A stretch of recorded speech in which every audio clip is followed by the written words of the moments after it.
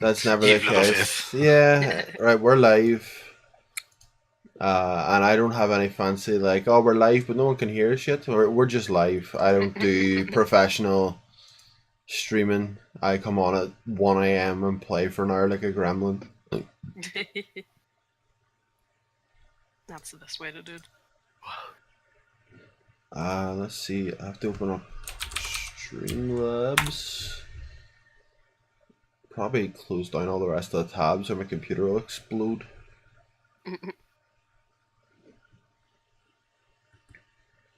Did you get your new hard drive, Stevie?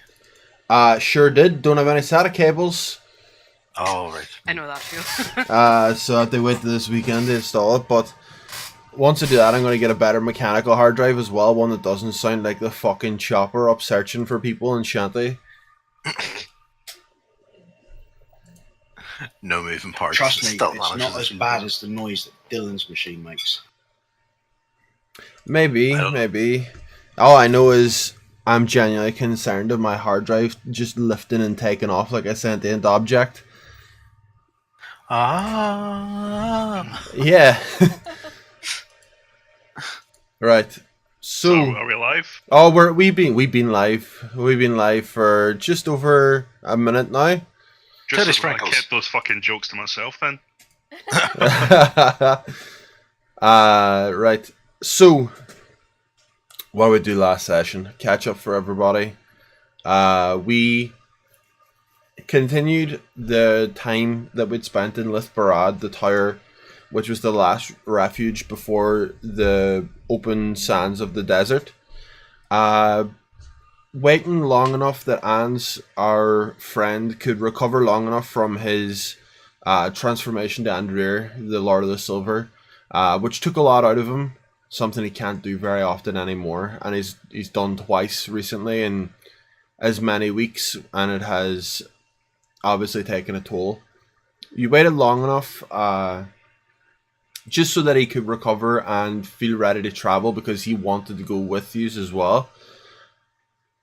The group then decided that they wanted to scout ahead, and because we have a spyglass and a tower which by virtue of existence was for keeping an eye over the desert, the tower of Lithbarad behind the keep, you were able to spy what seemed to be a pillar of sand which extended from the ground into the sky as high as you can see, and upon closer inspection, I believe with like a natural 20, so people were throwing natural 20s everywhere.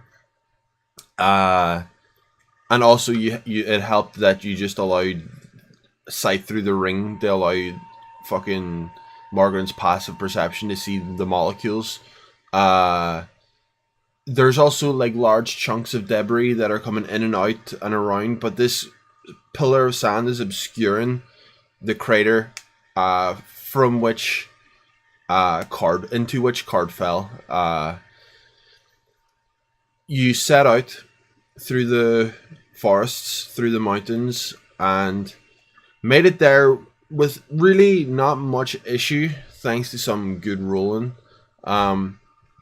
But you did observe that in the time it's taken from Card fallen, which was, if you recall, your level 1, you were all at the farm, and you were fighting against the very first set of encounters.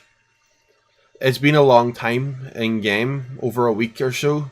There are other people who've been investigating this crash site. Other things have been interested in the divine power that's there, and had already begun to make their way there. And you'd seen people making camps here already, a lot of which were big bandit camps. Bandits are well known in these parts anyway, due to the way that the march forced people away from the smaller towns here. The bandits found a good living off scavenging through empty towns, taking what they can and moving on. But you didn't want to deal with a camp full of like 50 plus bandits. There was smaller camps to the south, and you began to move your way south to where you found two people doing a very strange dance. A very confusing set of events. They didn't seem to make much sense. And upon investigating, the two seemed very upset that you'd observed the dance and that you had the possibility of taking away that knowledge to take it elsewhere. And you were unsure why, but within a matter of minutes, it went from a pleasant conversation to a more shady conversation. You noticed there was someone tied up in the tent. You noticed blood in the other tent. You seen that they weren't quite what they seemed, as they were quite obviously illusory in some way or another. It And was starting to look like the kinkiest sex game. it was. And upon the threat of combat, you engaged, you stabbed seemingly real beings, but after a second they disappeared into two small cubes that were the source of the illusory magic, which dropped into the sand. And rising from the sand was Velxer and Baraxis, the twin beholders. And you engaged in a fight which I did not hold back on. It was a dual beholder fight at that level. And you guys came out relatively well. You were rolling like gods, dodging the beams. I think only Laurie got tagged with a disintegration beam. And that was really it. There was charms thrown out. There were people lifted and thrown around. But all in all, everyone came out reasonably well, with the aid at the end of the fight of a unicorn who had come down to rescue its mate. Once the fight was over, the beholders slain, they fell deflated, and you took a chance to see what was underneath the curtain of the tent, which you'd already seen with a sneaky mage hand, that it was a white flank of some sort. And seeing this other unicorn, it's quite clear that it was a unicorn. And the creature was already badly damaged and badly carved. But with the inspiration from a unicorn, the Revivify spell brought back and healed the wounds that had been caused. More so than a Revivify spell should. But in the presence of the unicorn, your divine magic felt more powered, and you resurrected the second unicorn, forming a pair again. And that's where we left off, as the fight had ended, and the two unicorns now were back to full health. You're now standing in a camp with two beholders laying dead. Two unicorns now wandering sort of around the area. They seem defensive of the area, but they seem defensive outwardly, not towards you. They seem defensive of you as well. So basically, it's starting to look like the album cover of a power metal band. It's looking like real power metal. Like, it can't get more power metal than this. The only thing you need more now is like lightning crashing down onto a sword while you're on a chariot, and you've reached prime power metal. That's pretty slick.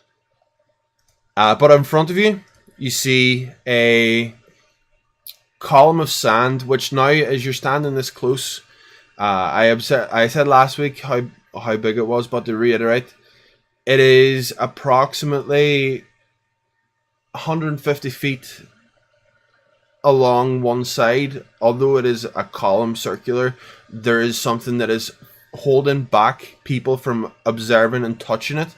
A force field that the two of these guys had been right against, and you'd seen in your travels people trying to break through the barricade in the bigger camps as you'd bypassed them. But this is an all-encompassing column of sand, and as you look in, sometimes you'll see a large chunk of rock, an enormous chunk, just float out through that layer of sand, rotate slowly, and then disappear back into the sand.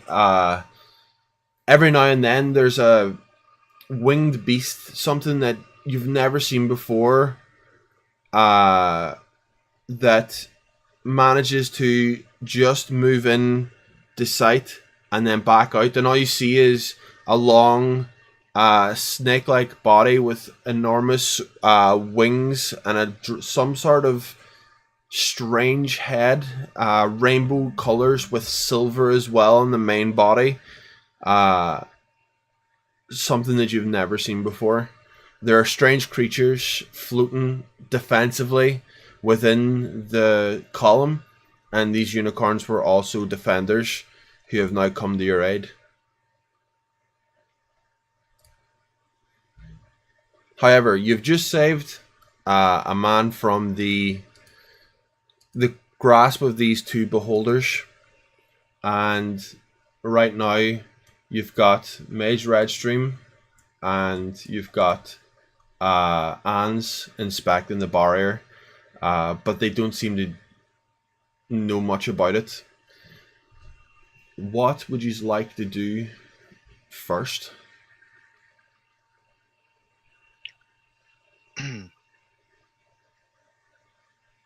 Pet the unicorn. You may pet the unicorn. Yes. I wanna go to Lori. Because unicorns. I'm going to lean And against just this. see how she's okay or hyperventilating. Yeah, I feel like she's just like happy crying and just looking up at the glory and then jealously watching Calissa pet the unicorn because she didn't think of that. And she's just having a moment. Don't mind, Laurie. I'm going to walk up to the guy we rescued.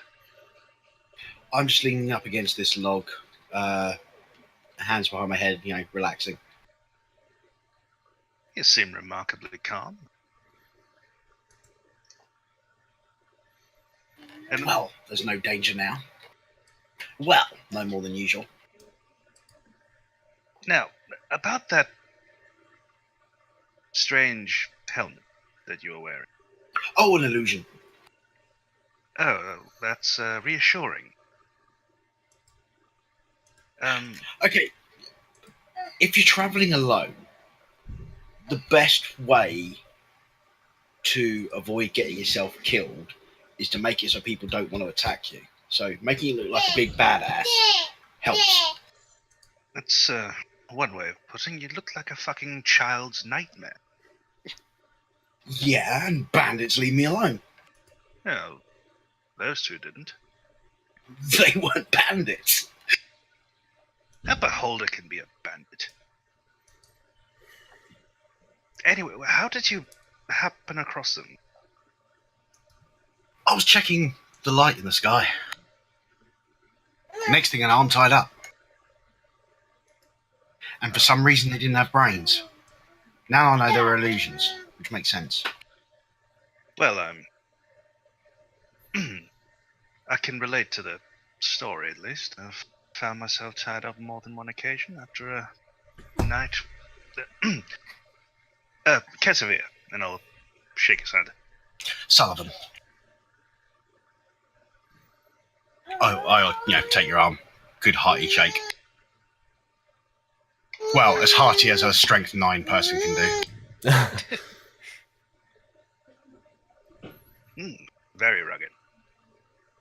Now, let's see what all this commotion's about. Suppose I should introduce it to the rest of the group. I think they're a bit busy with the unicorns. I'll glance around and see if anybody's not. Is anyone not enthralled by the unicorns? I'm just Bernard. Yeah. Bernard's just got like an eye stalk and is just furiously shaking it. Because he's a good papa. This is the dog.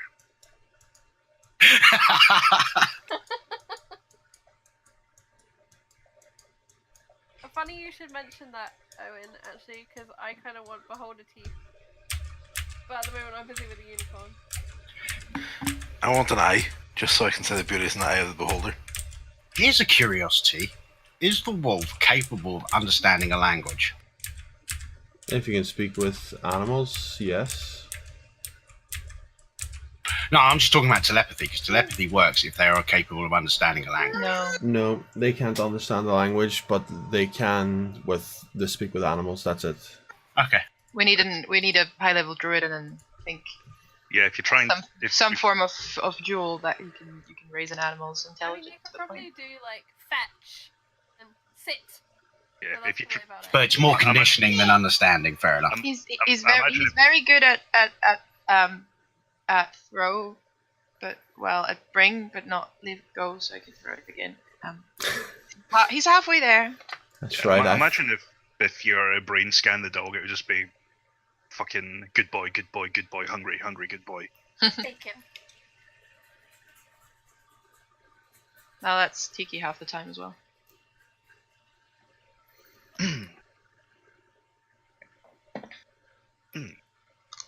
You know, they're mighty fine beings, unicorns, but never quite got the obsessive levels some people get with them.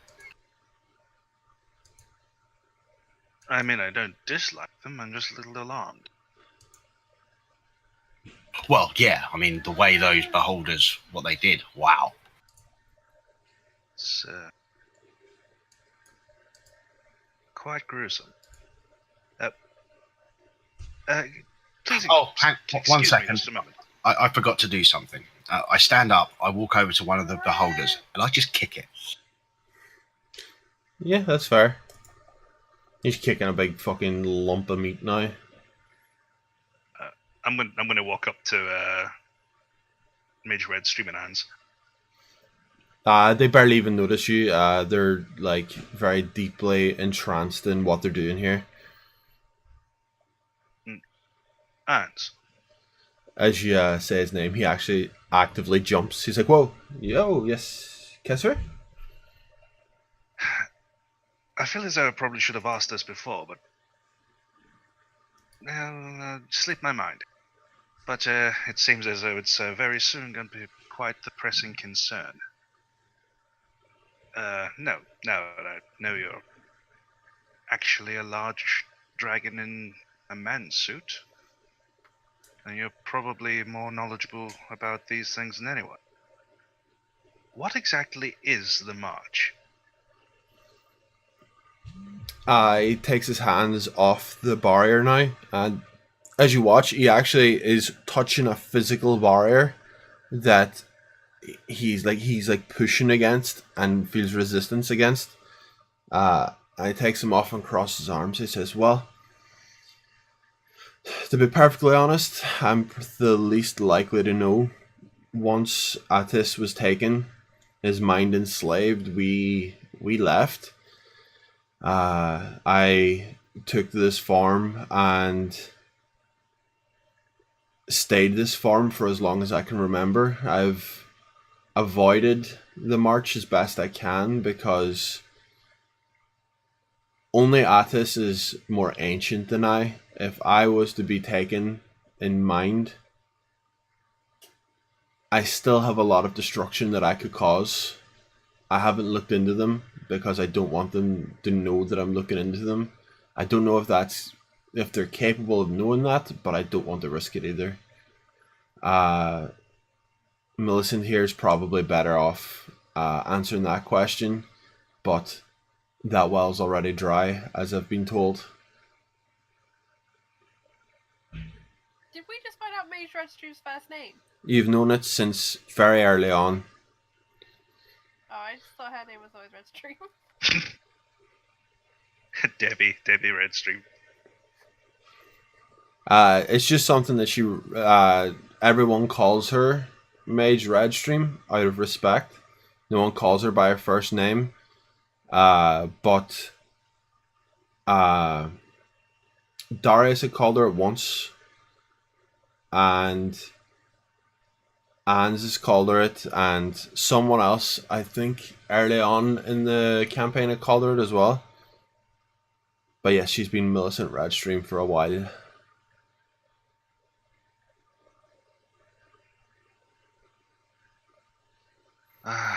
So, how do we get in? No, kick the barrier. It hurts your foot. It's like kicking a concrete wall. I don't kick it very hard. I mean, I didn't imagine you could really, to be perfectly honest. Hey, I've got a strength of 16. You beast? What? Yeah, man. In cast of Strahd, you would have been able to take all of us in a grapple. Until last week. Yeah, until last week. Yeah, no, it's a very solid wall, and Anne's, he just shrugs and he's... Tell light. Sorry, I've got dexterity of 16. I've got a strength of 15. That's better. But Redstream, you can see she's actually tracing arcane runes onto the wall, and attempting to cast a spell through it, and you can see it fizzle and fail, and you can hear her swear because she is not in any way shy of swearing, and it's quite crude. And then she tries another spell, and it fails, and it's more swearing. And she says, I don't fucking know. I've been trying to disintegrate past wall, teleport through it. I've burned so many spells. I'm going to pluck the golden string on my harp. It resonates with perfect tone. However, that is it. It's a perfect C5. Oh, that was tick. Yeah, it's like other strings, you need to tune them every so often, every time you play, but this is just the perfect intonation. But other than that, there's no divine intervention here. There's no visions, no anything. You're still outside the wall. I guess maybe walk up to the unicorns if they're not too crowded. Well, yeah, everybody else is at the unicorns. So what's everyone else doing with the unicorns? Just petting and weeping openly, admiring. Do I know if unicorns can talk / communicate in some lingual way? You know that they can speak to your mind. Okay, so Laurie wants to ask the unicorns about the crater and if they know anything so that we can help with what's happening here. In your mind, you hear a response, and it's in common. Although you're not sure, it sounds common to you, but it's telepathic. So, they say, "We know how to get in, how to get out. We know to defend this land. We are often the vigilant watchers over an area of divine power assigned by the gods themselves. That one of us should be taken by such foul creatures is an insult. However, we do know that Coralon has sent for people, and we do believe you're those people. We can escort you in. We can pass the wall." That would be amazing. Guys, we can get past the wall. The unicorns are going to help. That's a sentence I never expected to hear. Ye of little faith, Cass. I just mean in general. It's not exactly. Lead the way. As you say that, the unicorn that Calissa was petting, stays for just an extra second, and then goes, because it's quite enjoying the attention. They walk to where Redstream and Anne's are on either side, and walk half in, and between where they walk, the barrier is completely non-visible. It's completely gone. And Anne's just reaches a hand past, And he's like, hot damn, I'm in. And he just goes sprinting inside, and immediately has to cover his like shield his eyes, his hands are up. He's just ran dead into this, like this entire wall of sand and debris, and he's like, you can hear as he disappears into this like thick veil.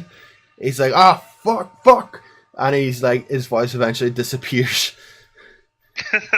I'm gonna conjure a plate of glass and hold it in front of my eyes as I go. Okay. It takes a battering, but you're able to hold off the worst of the effects. Important question.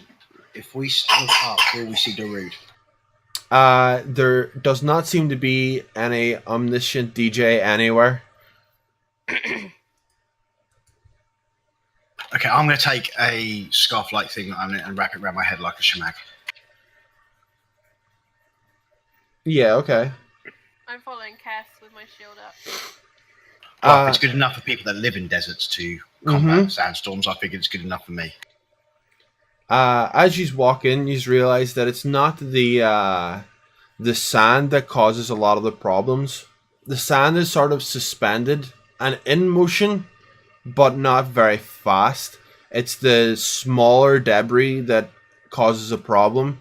As your shields take a battering as the rocks bang against it, and you have to deflect them.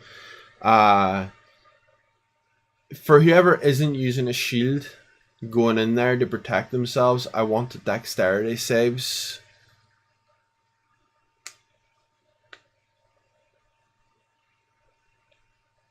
Sorry, was that everyone? Not using a shield. Okay. I do have a shield. I was muted. I'm sorry, but That's okay. Glory shield. I'm using that one. Look, Tiki, it comes in handy for something. I know. I just hope the Oh no, my painting paintwork. isn't going to be scratched. My beautiful yellow cat. So Kalissa, you get through without any real issue. As everyone else was like walking through slowly, holding up their shields, hoping not to be like taken off their feet, you just move briskly, swiftly through it, and there's little to no issue. Whereas the other two, you take 8 points of bludgeoning damage as smaller pieces just hit your face and hit your shoulder and like find little nooks where there's not enough, like there's just a bit of skin and you feel it's like cut against your skin. But Okay, is that in one go or during the travel? that's during the whole travel. I was saying because I've got my Order of the Immortal thing, which means I get 5 temporary hit points every round, so... Yeah, you'll regen 5 temporary hit points, but you take 3 total then for your damage, and then you regen 5 again as your temp hit points at the end of the turn. The wall of dust is not that thick, but it's not that deep, but it's very dense. Once you get through to the other side, there is no sandstorm at all. Everyone passes through what they thought was going to be a very long slog, but once you break through to the other side, it is calm. You can't see back past at all. When I saw Cass kind of taking a battering and not really having an actual shield, I wanted to like half shield him with mine as best I can. It doesn't matter if it affects the damage or not, but I'll give him advantage on the save. So Cass, you can mark off that damage as Laurie like reaches just past and protects as like some of the rocks would hit. You just hear a thud of rock on wood and like they're deflected upwards very strongly. I'll be wincing every time I hear an impact on the shield. And just clinging close. And you Ow. you Ow. eventually come out the other side. Now your beautiful face unscathed. My hero. Yeah, my thanks. you're welcome. So, the inside of the crater, you look back and you see the thick wall behind you, and you see that it extends in a ring as far as you can see to the north, the whole way around until it meets at the far end. But what catches your gaze in the middle as you follow it round draws a gasp from everyone present. The sand and debris have been concealing a large structure within the column that had kicked up due to the impact. In front of you, the crater is only about 10 feet deep here, but it descends rapidly down at a steady pace. It seems to be a perfect circle, and as you gaze towards the center of the circle, your eyes fall upon an unusual sight.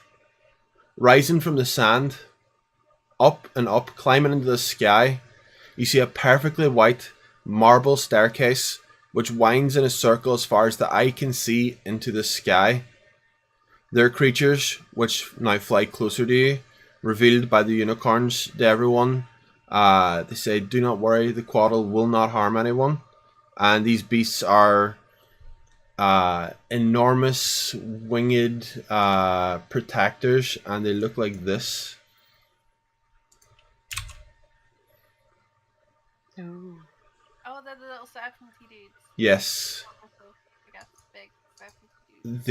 The unicorns tell you they are worshippers of long dead gods, gods that do not have a name any longer, and now they flock the areas of divine power and protect those areas. Allies, but unreliable. Did nobody tell them they were dead? Seems a little silly to keep on worshipping. They know. Divine sense here. Yes, you can. I don't actually have it in my sheet to pop. But That's fine. You sense good, like, everywhere. As just a default. What does divine sense in particular tell you about? celestials, aberrations, fiends. Yeah. Consecrated and unconsecrated land. Desecrated ground.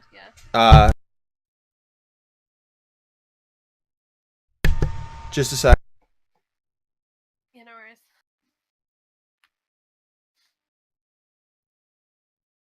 Yeah, of course I can sense Morgren. He's always divine. I don't mind. Yes, so Celestials, you sense multiple Celestials.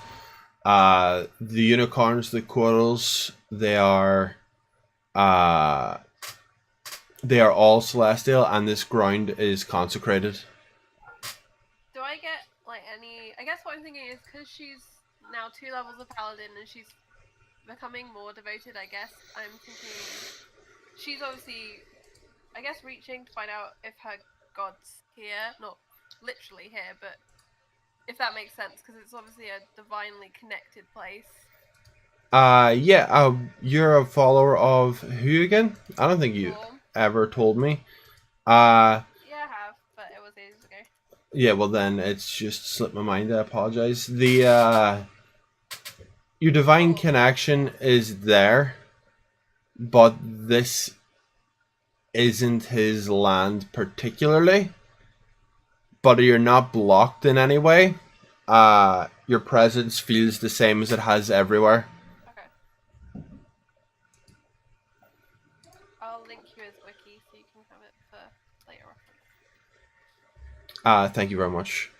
You're welcome. The staircase now lies about 100 feet ahead of you, and it is impeccably kept. The marble is perfectly colored. It is not discolored by the presence in a desert, and you know for a fact that if there were a staircase that existed like this, you would have heard about it. But I will offer history and religion checks for anyone who feels that they have the appropriate skill. That's sad. Kespier's not great at hymns and stuff, but he might have heard. You might have history or religion, yeah, so... Probably history. Nah, shit. Does it relate to stonework? It does not.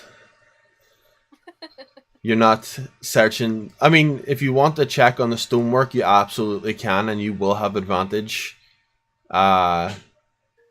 Which will reveal to you that the stonework is not natural. It is not a normal construct of this domain. It is a similar material. Yes, it is similar material to stuff you would have worked with, but it is craftsmanship that you've never seen before. Especially at this distance, that is something that you would not have seen. However, Calissa, you've spent a lot of time reading a lot of books.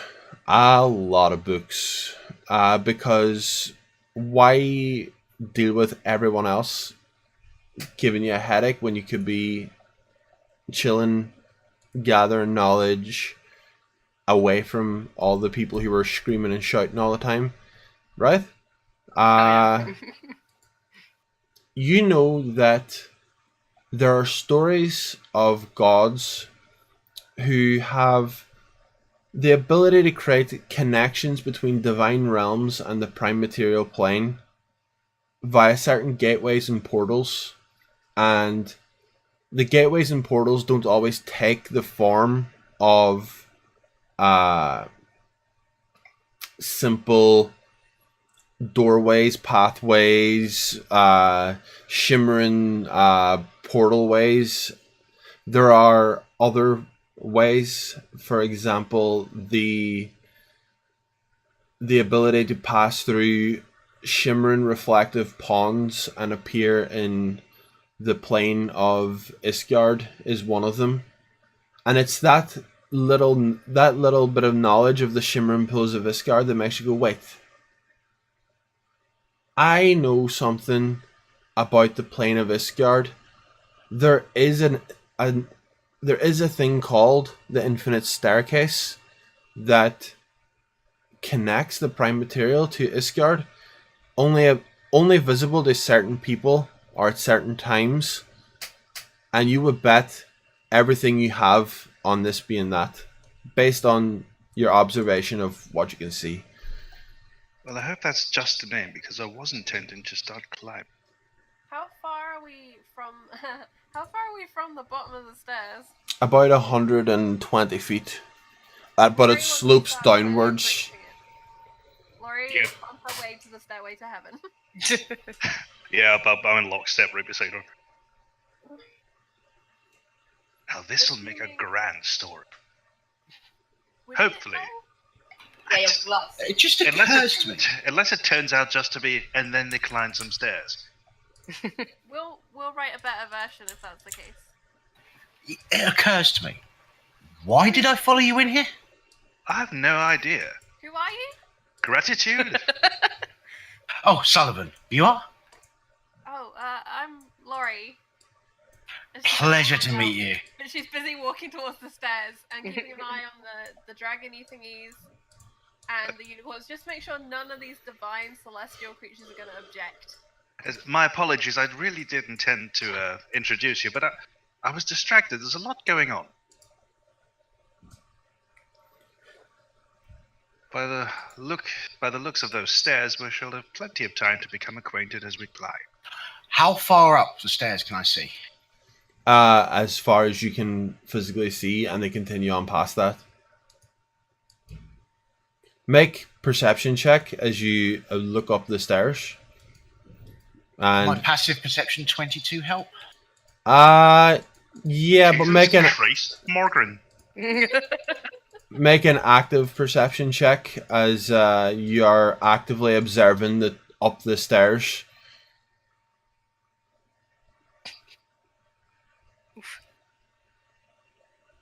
And anyone else who's observing the staircase can also make a perception check. I mean, I'll give it a go. I mean, Sullivan might see it, but you might not. Yeah, that's likely. That's fairly in keeping with history, really. So, Sullivan, Laurie, Morgan. My character sheet isn't loading. Okay. I'll give you a second if your There we go. perception rolls high enough. Eh. Yeah. Once the others catch a glimpse of it, you catch a glimpse of it, and it takes Calissa just a second longer. It's just a bit too bright. As you're looking up, you have to crane your neck upwards to see like right to the very top, and you notice that it does go on beyond that. And as you bring your eyes back down, observing the staircase, you notice just about 50 feet off the ground, there's a hand reaching over the end of the staircase, and you can't see what it's attached to because of the angle.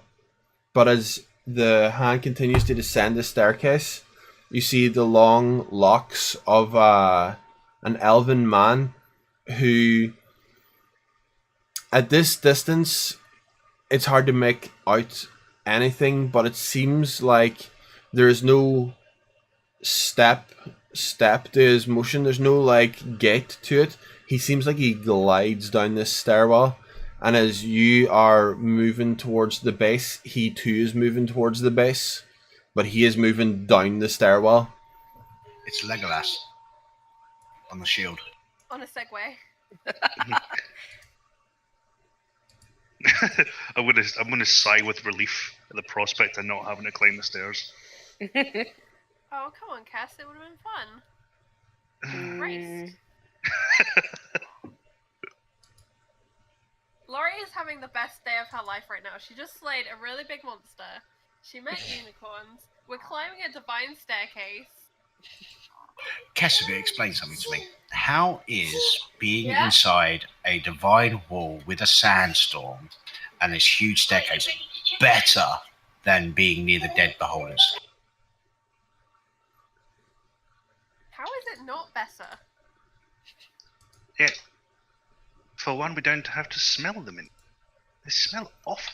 They did smell awful. That's true. They smelled like bacon. You've eaten some weird bacon, my friend. Some utterly fetid. Well, the amount of fire that your friend here put out on them. Cass does like to cook things, but I wouldn't eat his cooking if I were you. Oh no, Okay. absolutely. I wouldn't either. So noted. Since the beholders have come out, like Laurie's gonna just check out that nice scorch mark on her arm from when they tried to disintegrate her. It was along your leg. It was along your leg armor, and there is a line where like your armor is damaged. I knew it was a limb, I thought it was an arm, but leg's even good. Can I cast Mending on it? Yes, you can. Are you still injured? No, it was just a scorch, it's fine. No, as in, are you down hit points? Yeah. Okay. In my sight, yeah. As you reach out to touch, the metal starts weaving itself together again. It's not so big a cut. The beam was fine, and it weaves itself together, and the armor repairs itself. It's gonna need, polishing out, Laurie. It's not quite as buffed as the rest of the leg plate, but I mean, it means I don't have to ask Tiki to fix it. Can I do a prestidigitation? absolutely. So yeah, I'm gonna just reach over and try and gently make contact with my hand and mend Like, wounds. pat me on the back. Yeah, for 15. The one thing you'll probably feel is, unlike divine magic, where it's got the warmth in it, it's just literally like your body repairing itself. I'm just gonna shiver as my leg is just fixing, and Cass is making the armor better, and now I'm ready to run up the stairs. So you're continue to approach the staircase as everyone else, is walking behind you. You're continuing to approach. Yep. Laurie, unless one of the divine creatures comes and implies she should stop, she's going. So is everyone else following along with Laurie and her march forward? How are Laurie's going Yeah. there? I'm moving along in this whole aspect of this is a really, really bad idea, but I can't help myself. I also realize as I say that march is not an adjective I get to use anymore, or a verb. Sorry, march is that's now off limits. That's my bad. Sorry, I knew the second you started typing one that you were. I probably led you in the wrong direction there. As you approach, and everyone approaches, the unicorns stop about 30 feet from the base of the stairwell. And at this point, the elven man has made his way down the stairwell as well, and he is about to step off. And you can see now, if I did this correctly, whoop, your boy Your boy Legolas. looks like this. Minus the arc head. I was about to say. That's I mean, to be fair, Pay no attention to the orchid. It's a hobby. it's a hobby among some other people here. Yeah, I was gonna say, I don't know what you're talking about. Appreciate that. He descends to the base of the stairwell, and as he turns and catches your eyes, he speeds up as he moves forward and comes within 10 feet of you and gives a small bow to the unicorns, to which both lower their head. And he says, "Adventurers, finally, my name is Carlin Lotharian, and it is I who summoned you here. A great evil has fallen over the gates of the moon. A nightmarish creature has been tracking the gods, and has found my wife Sehani Moonbow and tracked her to our realm. However," and he raises a hand with one finger, he says, "however, a much bigger threat now looms. The creature has picked up the scent of the gods that reside in that realm. Selune, Sune, Timora, Finder, Wivensburg, Gwenharwith, they're all in danger now, like Card was." Yes, this is the fallen side of Card, as you can tell. "They, along with the Seldering, face the possibility of extinction should this beast break through our defenses. We cannot harm it, but we have divined the people from your plane.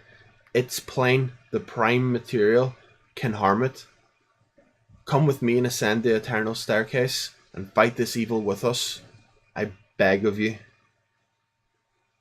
And he extends one hand as if to reach directly to Laurie, with a hand out extending to you. I'm going to raise my hand really sheepishly. He looks back, gesture unbroken. You have a question? Yeah. I got a feeling somebody should have told me what the hell is going on. Personally, I have dozens of questions. There is a long enough time to answer questions from here to there. And I will answer.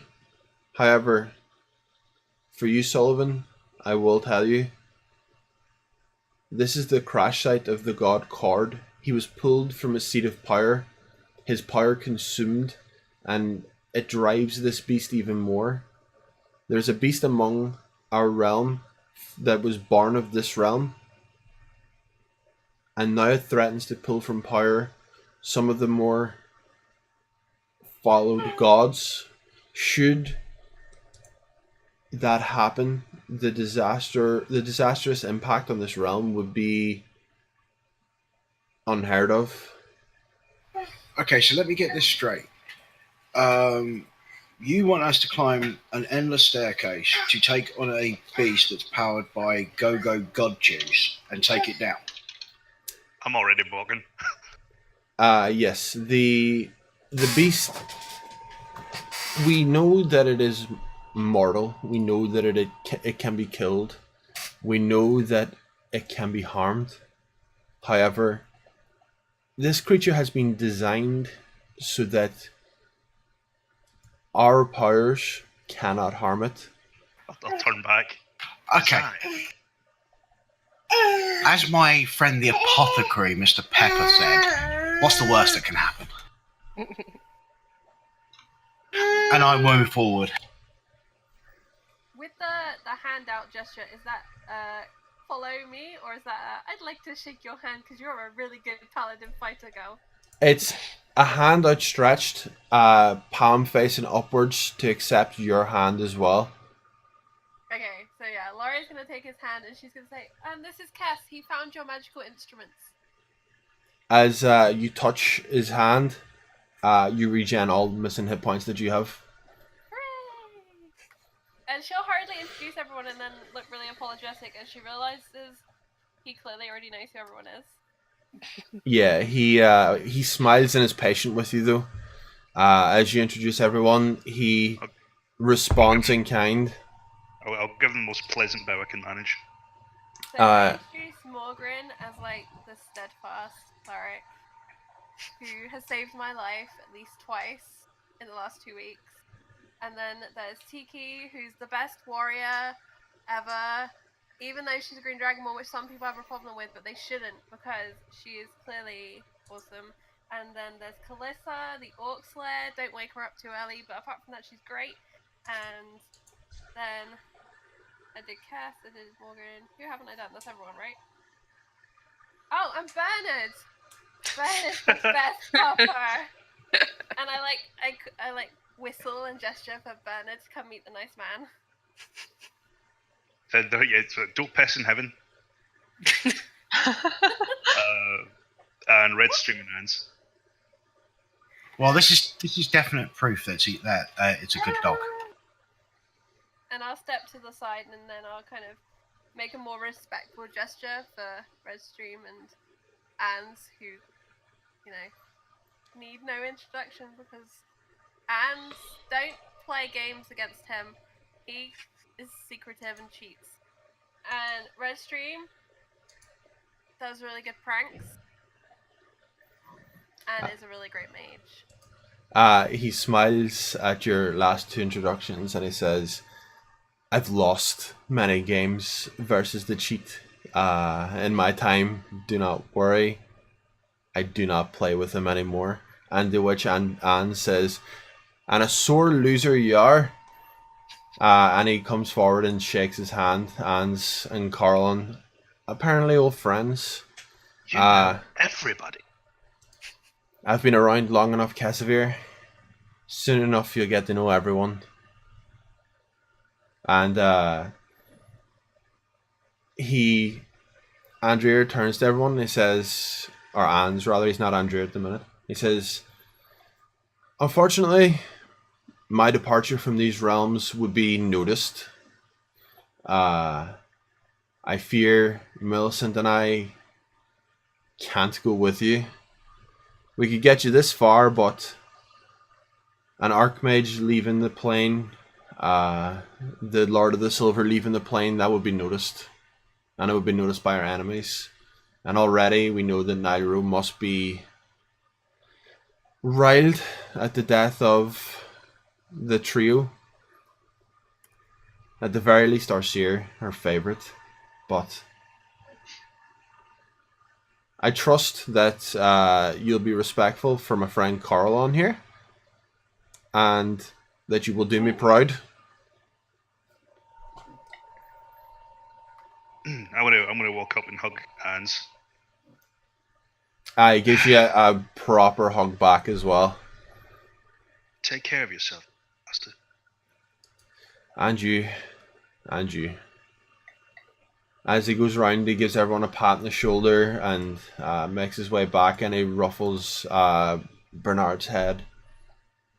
And Mage Redstream walks down with him and says, well, if this is where we part, then I warn you, don't die. That's pretty much the best advice I've got. Take care. And as she says that, the red immediately envelops them and she disappears as her and Anne's disappear.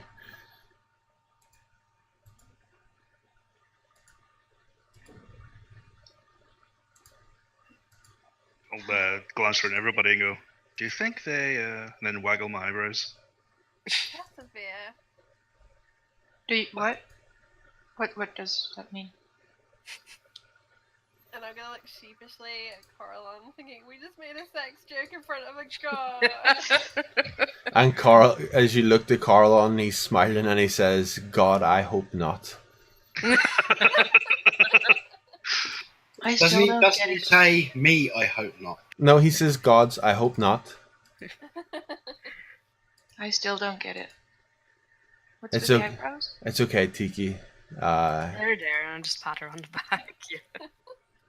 I feel like I'm missing out. It's okay, it's not that funny. Don't worry about it.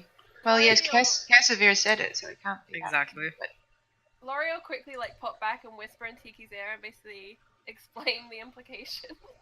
oh, And then nah. she'll hurry back up to the front because she wants to go climb the stairs. Carlon sees like that you're eager, and as he turns to move, you see his armor is just in impeccable condition, but he doesn't make sound as he moves. His armor doesn't cause the normal clank that everyone's used to. He just glides gracefully. He does step, but it almost seems like he just doesn't need to as he begins to ascend the stairwell. And as he gets a few steps up, he says, "Come, I'm sure you have questions. Follow me."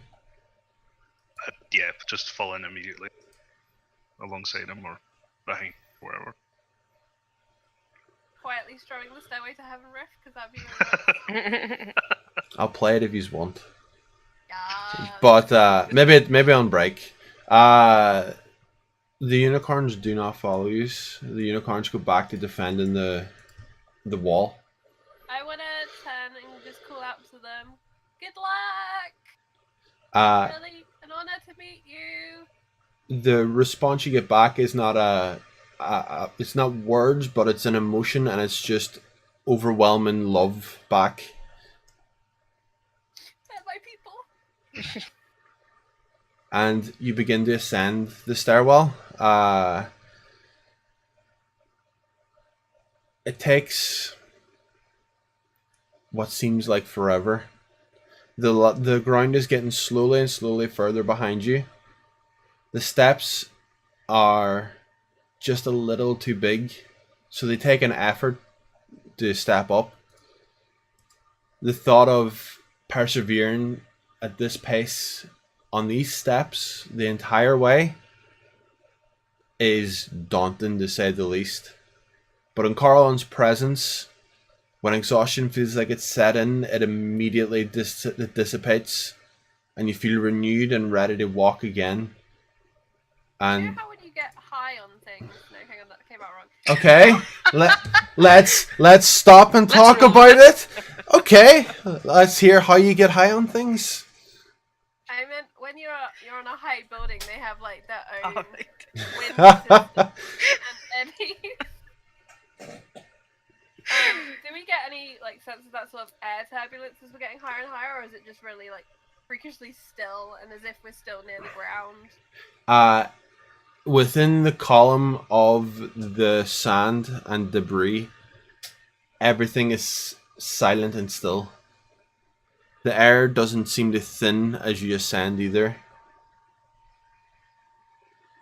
In fact, as you ascend, it gets easier to breathe. The air tastes nicer.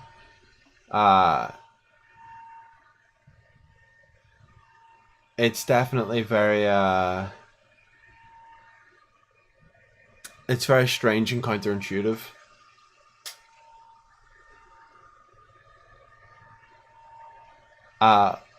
That's disadvantage for Owen for the pun. Christ, what is? But as you ascend, Carlon he doesn't move far ahead of you, though you feel like he probably could. No, there's no break in the sand wall. The sand column ascends literally alongside the stairwell.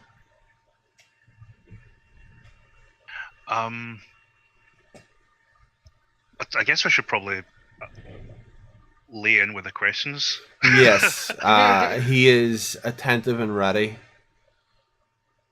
You said that whatever his unseated cord is from our plane, and it was designed, so it's not natural. No, it's not natural. Though we cannot harm it, we can divine things of it. We have divined a source of power, a ghastly source of power, and a name, as best we know. But yes, we cannot harm it. It is something that has been designed. It is not a natural beast.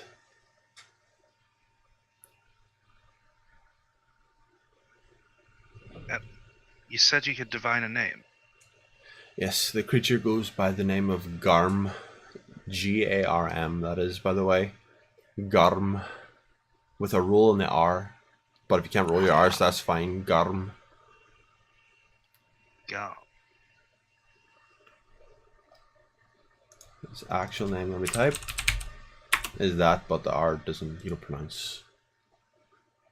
Guess I'll roll a religion check. Yep, go for it.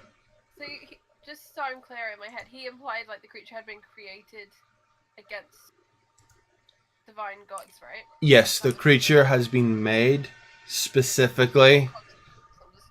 It's not a. Type, but, Yes, but it has been created. It is not a natural beast.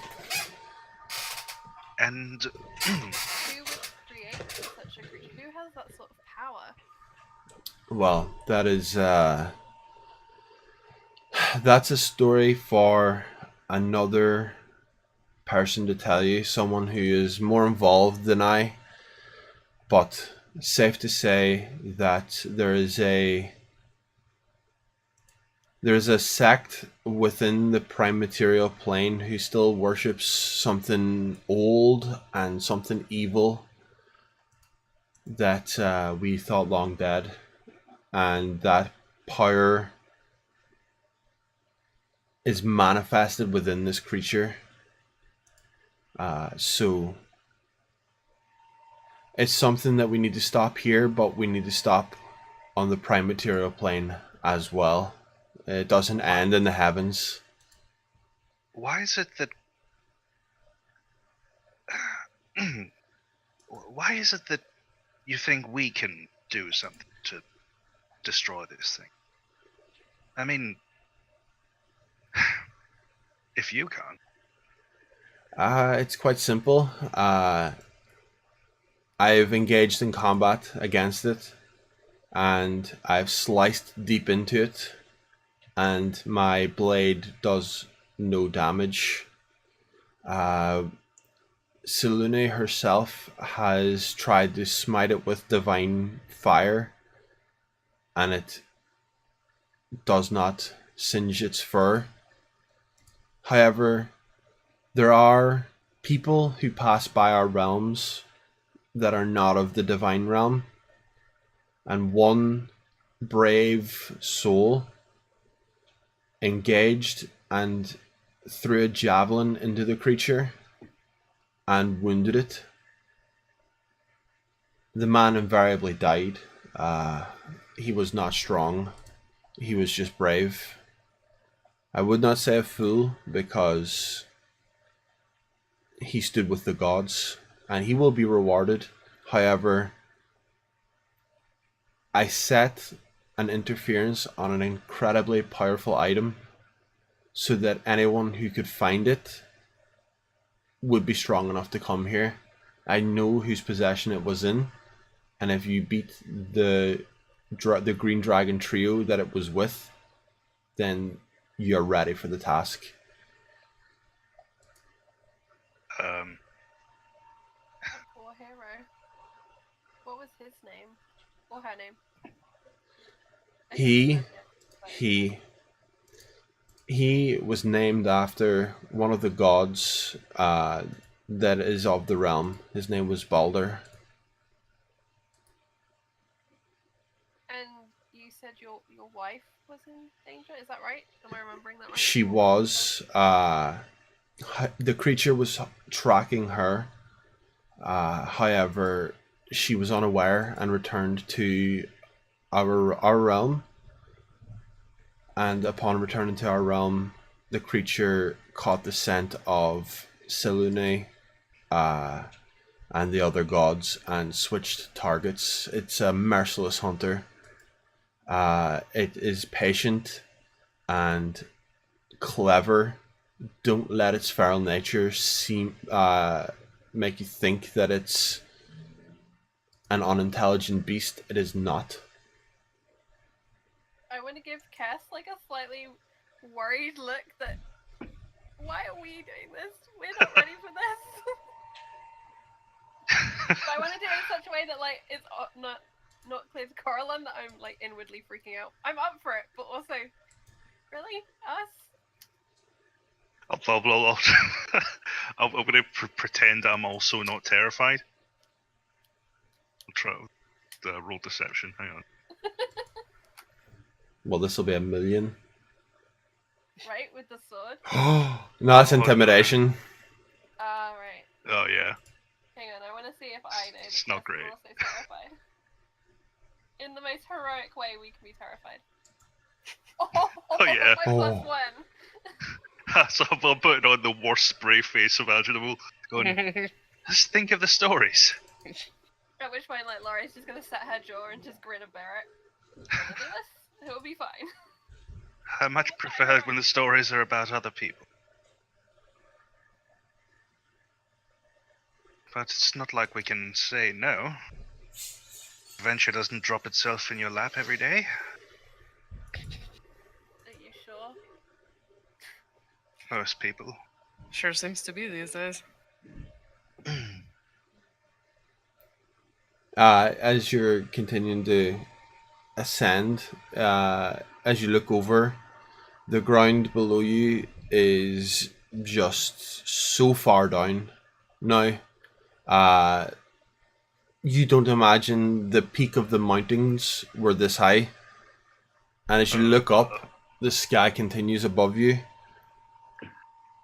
Now, I don't mean to sound disrespectful, but surely there's someone better than us. There could be. However, this is a matter of urgency. And it was not just myself who selected you. Heimdall, who watches over all, seen your deeds, and he believes that you're worthy and ready. This is going to play Clearly havoc with wasn't my you ego. watching Cass too closely. Well, maybe not then.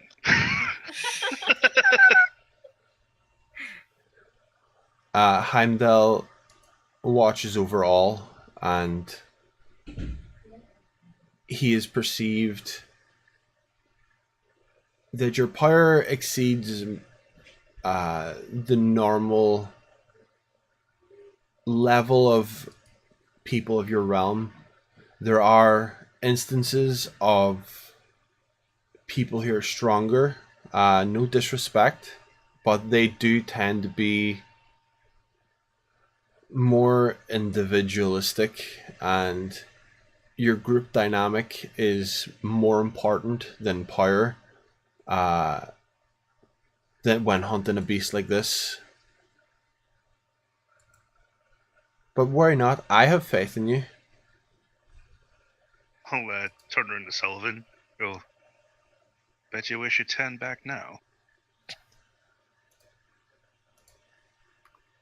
I think Mole might be BRB because I think...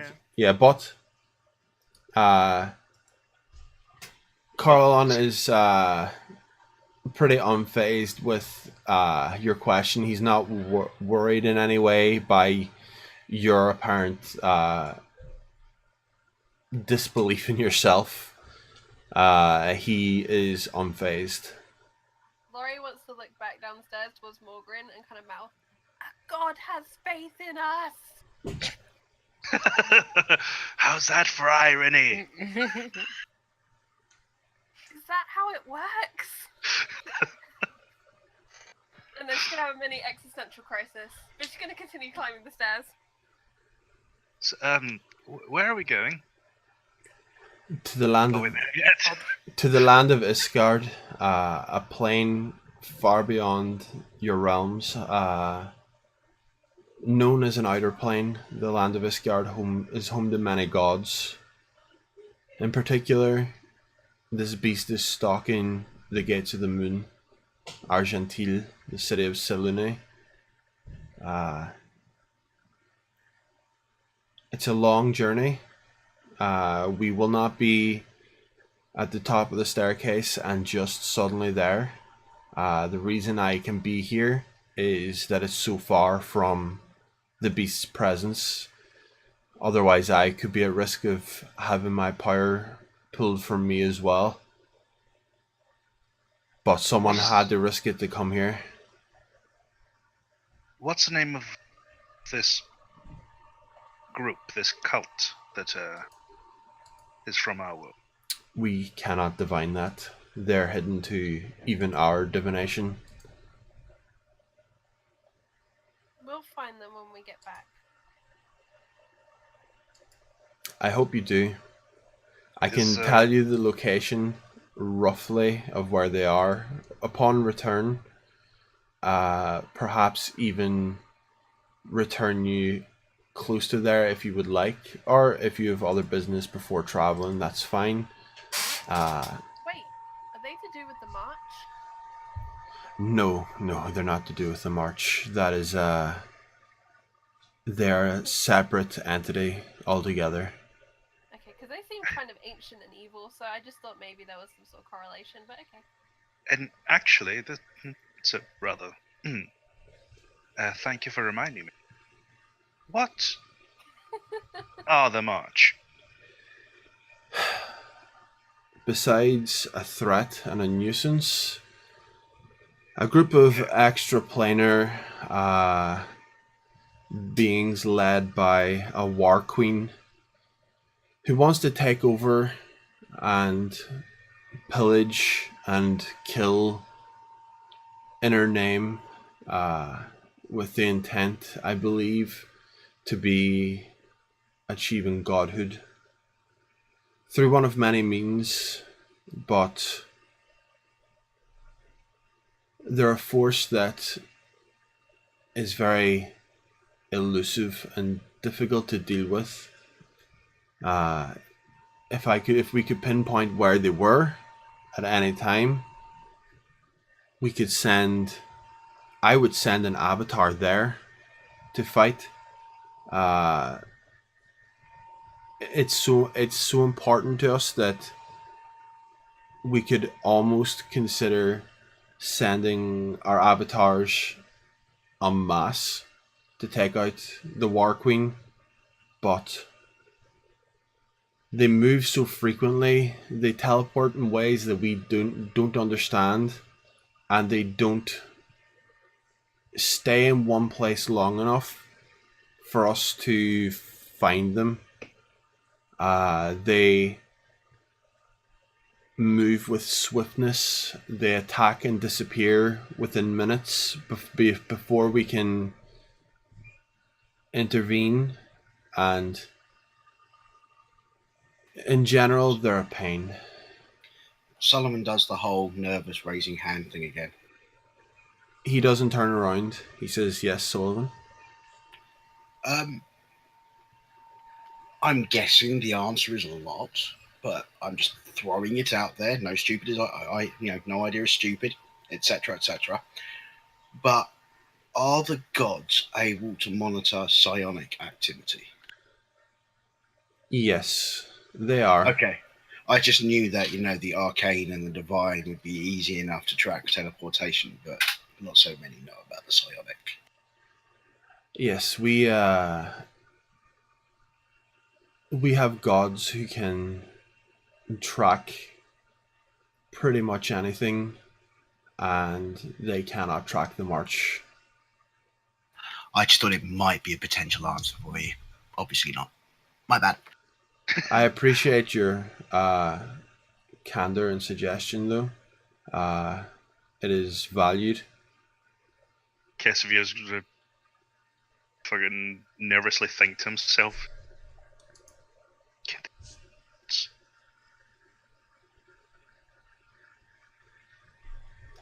No response. Good.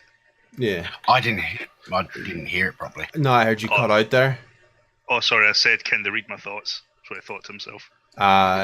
To which you hear a telepathic response. Yes, we can. Oh, that's. Look, I can explain. To which he says, "There's no need, little," and you hear a sarcastic tone, something that you've heard from everyone else. In fact, it's almost a mimic exactly of how you've been called it before. There's no need, my little lordling. Oh. You probably, it's an exact mimic of how you've heard like other party members call you that before. Like it's an exact like to the like intonation of like I think Margaret's called you it before. I think yeah, a couple of people. The one that definitely knows he's not a lordling. I'm actually going to do the same thing. You're going to do what? Do the whole thinking, wondering if he can read my thoughts.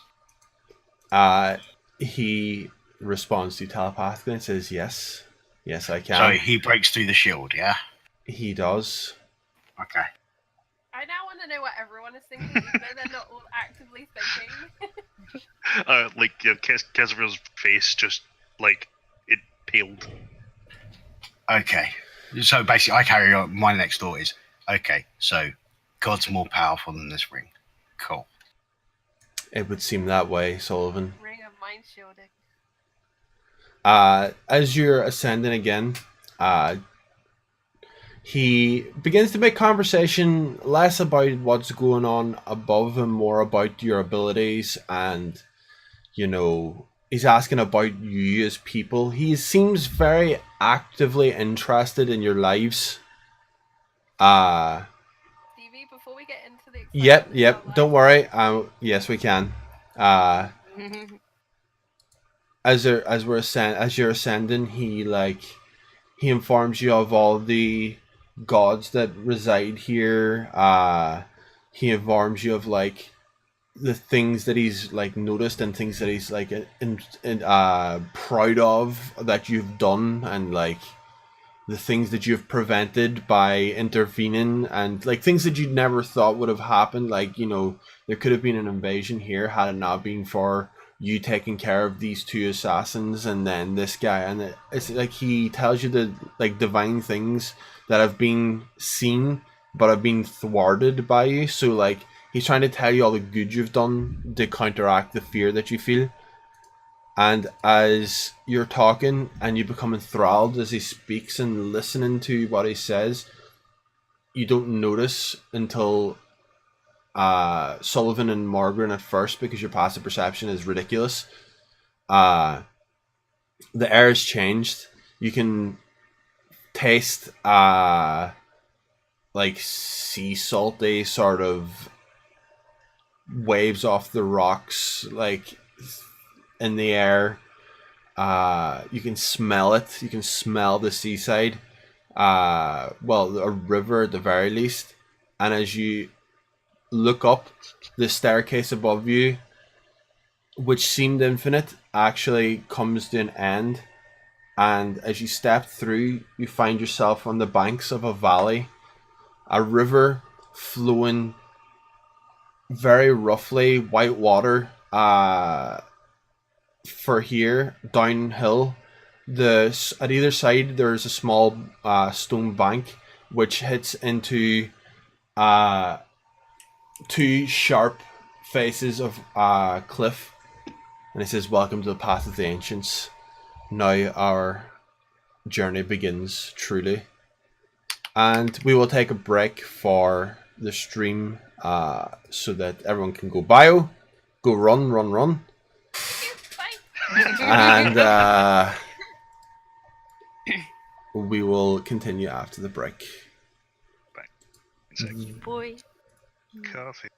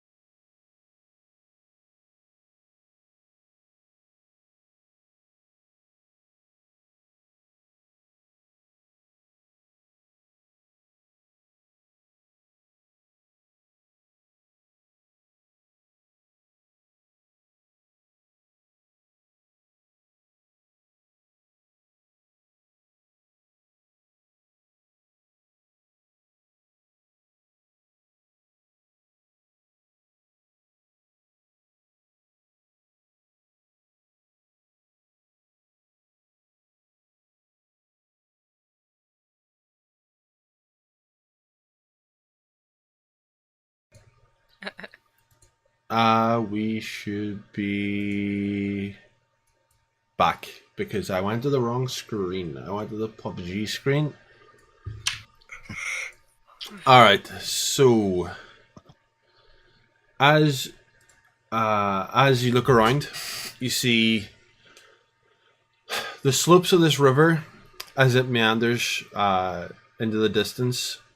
It does turn a lot, and as you look up the sheer slopes of the sheer cliff faces, as you crane your neck the whole way up, there's actually shapes of faces carved in them. Just every so often down the way, and as you're looking around, Carlin says, "Yes, the faces of dead gods that we don't even know the name of, and this should be what you see." Ooh.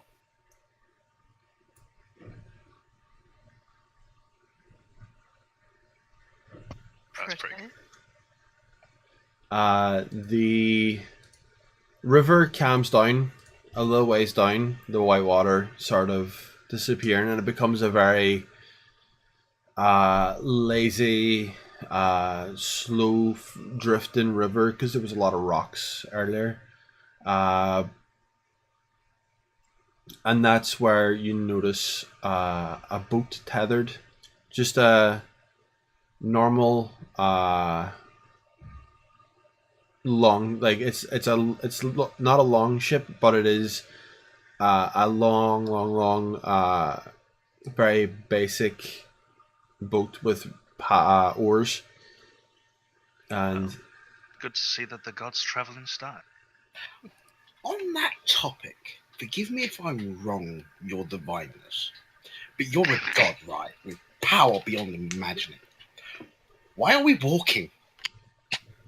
Then It it's doesn't mean he's lazy. it's a fair question. I When just thought, we're on a time schedule here. he's not an We- American god. as we enter this realm and we move to travel, you pay respect to the path of the ancients. Of course, there are teleportation magics. There are the ability to fly and such. However, we are not only on a mission that is of great importance to take care of such a beast, but we're also attempting to go unnoticed. Magically teleporting in using a godly power will cause the beast to become aware of where we are, and hunt before we can set up a trap, hunt before we can choose the battlefield. Stealth. Great. Stealth and tradition. Something that is greatly observed and respected here. And he climbs into the boat and sits right by the front at one of the sets of oars, and tells everyone to climb in. So there's more oars? Yes. I take another set of oars. Yeah, Laura will hop in behind him, and I feel like she's staring up at these giant carved faces and just trying to ingrain them all in her memory. Because the idea of a god being lost is like overwhelming, and also she feels like she wants to learn their names. She will find out who they are one day, so then she can write all about it. Kess is going to strike up with a sea shanty.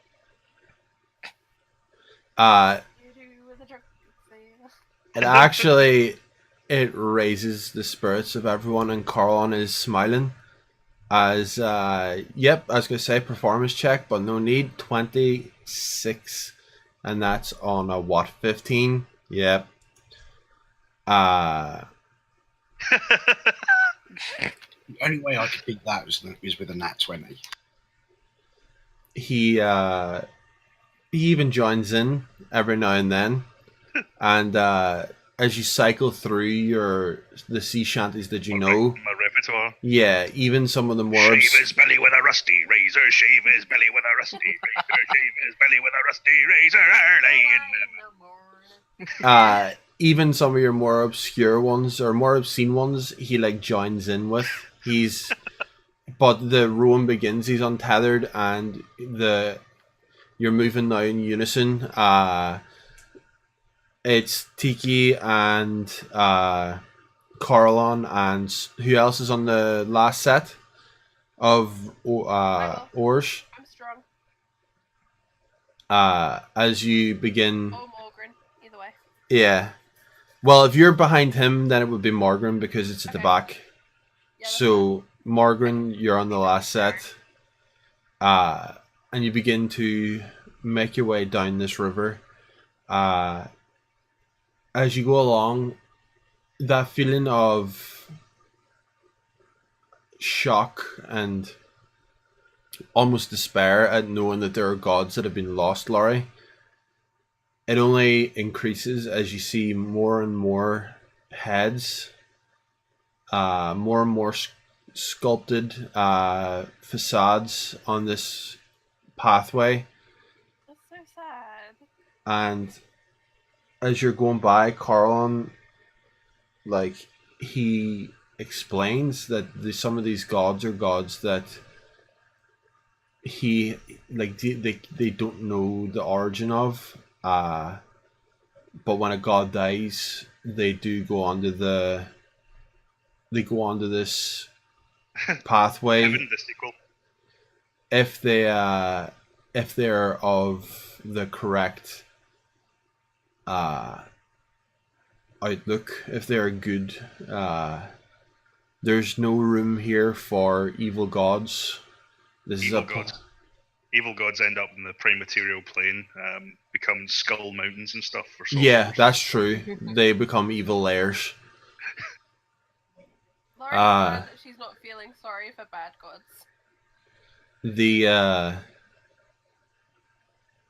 But he explains that this is a realm of good and chaos, and at certain places there are places of order that are refuges from the chaos. But as you'll see as you travel, there are large rolling hunting fields that not just provide a hunt, but are also dangerous, as the creatures are not afraid to hunt back, because there's no value, there's no honor in a hunt against a creature that won't fight back.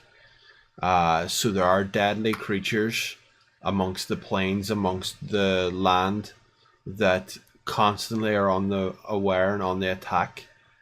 There are cities and realms within this one that have beasts and creatures that you've never seen before. There's an entire realm of the frost giants. Jotunheim resides in this realm of Ysgard. Through another means of travel, through another way, you could end up at the land of the gods. Helheim exists at the very base, a scourge upon the land that really everyone can respect its existence, but Hela does reside there, and the non-divine dead of this realm, the non-major god dead, find themselves in Hela's embrace. The halls of Valhalla are here, though you're more likely to find the hunting fields than you are to find the golden halls. And the place that we're going is a place of great serenity and peace, right past all of the chaos and into the ocean, an endless ocean, with a landmass, an earth moat that has been preserved and protected. Silune herself resides there, in the city of Argentil, on the slopes of the on the slopes of the realm on that Earthmot, you'll find the city that Sune has built to honor the beauty and the joy of life. There's a lot to be seen and a lot to go through before we reach Argentile, and we need to hope that we pass through unrecognized and without much notice from Garm. He does hunt. Go ahead. No, it's fine. You finish. I was gonna say he does hunt the way a beast hunts. If he finds prey that is easier to take than Selune, then he will take it, and that's what we have to be wary of. So as I'm kind of listening to this and processing, this is a lot of kind of quite overwhelming, large-scale information. And obviously, looking at all the faces of the dead gods, are there any like that really stick out as like a really memorable face that like Laurie can keep in her mind for a while? With the size of the reliefs here, and the way that you're like in awe of these and so observant, it's likely that you'll see these faces in your dreams for a long time. Are there any of the faces that are more recent? Not yet. As you're still moving down the pathway, this is all ancient. This is all areas that are very untouched. There doesn't even seem to be much of a presence of life here, really. It's a place of reverence.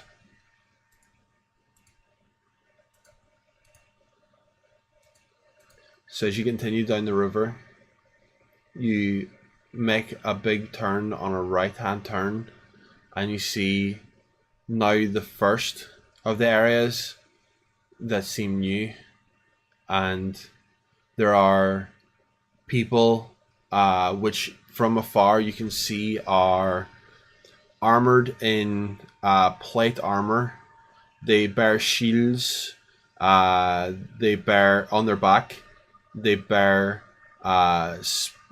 spears, but the spears are for only a few, and there are some who are chipping away at the face of the rock, and they seem to be in the process of preparing another relief.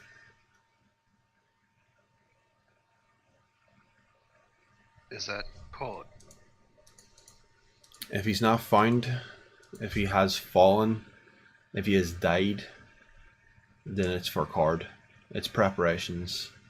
However, it's much too soon for any guess, really. He could be on the prime material plane in a human host, and it would require a great act for him to ascend again, but he could ascend to his old power.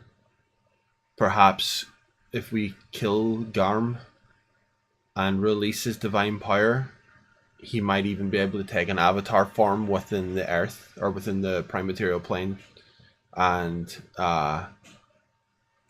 through his deeds as an avatar, his ascension could even be swifter than we think. Okay, so we've now gone past all the reliefs, right? Yes. Okay, roughly how many were there? There was about 15.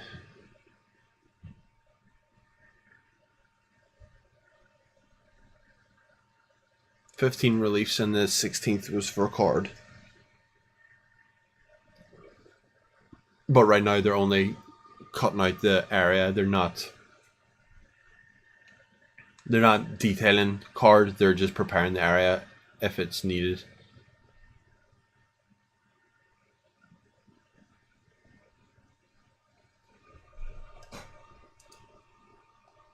As we come to the end I think Laurie's gonna just try and say a prayer. She's never been one with the praying, and this is all new. But I feel like she's seen Morgan do it enough, and she's just gonna say her prayer to Tom to help them get through what they're about to do. Keep them strong and brave.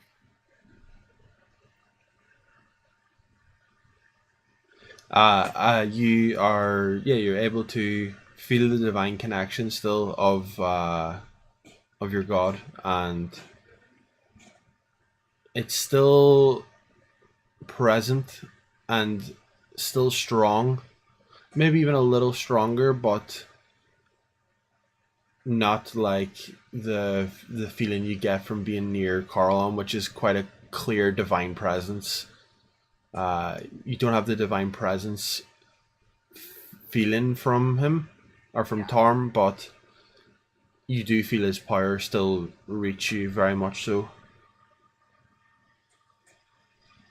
So as you pass the last of the reliefs, the river now settles out into a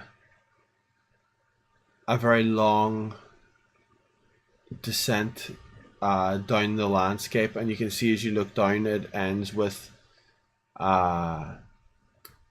a basin at the very bottom, with the river splitting off into many different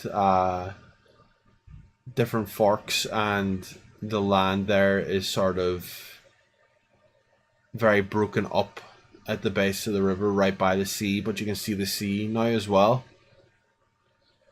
And it's at that point you see a small, on the left hand side, a small dock where, as you're getting close, you slow down and tether up. Carlon climbs out, and he looks to everyone and he says, "The journey begins. We head north by foot. We have to bypass the areas of the Eternal Hunt, if we can, and we have to avoid areas of eternal battle. There are battles which rage here for all time, for people seeking glorious death, finding it, and then returning the next day to find it again. Great warriors who've passed away, and this is their eternal glory. And they will challenge you if they see you, and they will fight you to the death. But be wary, because your death and their death are very different. Now, if we keep stealthed, if we keep out of sight, then we should be able to pass without issue. However, I would warn you, there are areas where this creature's presence has been very obvious. The one thing that I have to tell you about this creature is it is a nightmarish beast. It stalks on all fours like an overgrown hellhound, and its goal is to drag the gods from their seats of power, consume their power before throwing them from the outer planes. But it's not in line with other hellhounds. It does not spew fire, it spews rot. Things it breathes on decays. Where its footfalls are, it leaves marks of dead land. I'll turn around to Morgan and go, "Any relation?" Kind of like brush up against you and fart. No, fuck you. So basically, don't cast Blight on it, or it'll blight me back. Yeah, go ahead. Question. You said that, divine teleportation, etc., would be a bad idea, etc. It's on a much more limited scale that may help us if we see a threat off in the distance and we want to bypass it. Would me doing it for us be a problem? No. Your abilities will not register on this creature's scale. This creature is paying attention for a divine caster, not divine power. Morgan, your power is safe to use. It will not track your power. And it will not find your god here in this realm.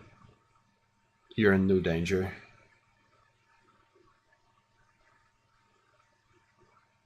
But if you have abilities that can help us with stealth, with travel, with movement, then yes, we can use them, as long as I'm not the one using it. Well, I can transport us up to a mile, but it's fairly taxing. Perhaps you keep that in your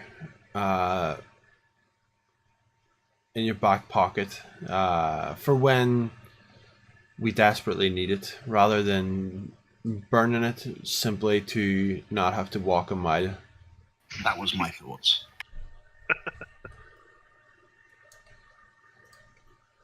So as you begin to travel north, the land is it's sort of a temperate climate. It's warm enough, although you can feel the breeze coming in off the sea, which would be on your right hand side now, the coast. The relief of from the river is on your left hand side, so the river is flowing from west to east, and the sea itself is on the eastern coast here, and now you're traveling north. There's a large wooded area ahead, and it is as lush of a landscape that you've ever seen. Everything here grows to its fullest extent. However, from this distance, you are able to see a small carved path through the forest towards the very, very northern end that looks out of place. I'd take perception checks from people to try and discern what it is.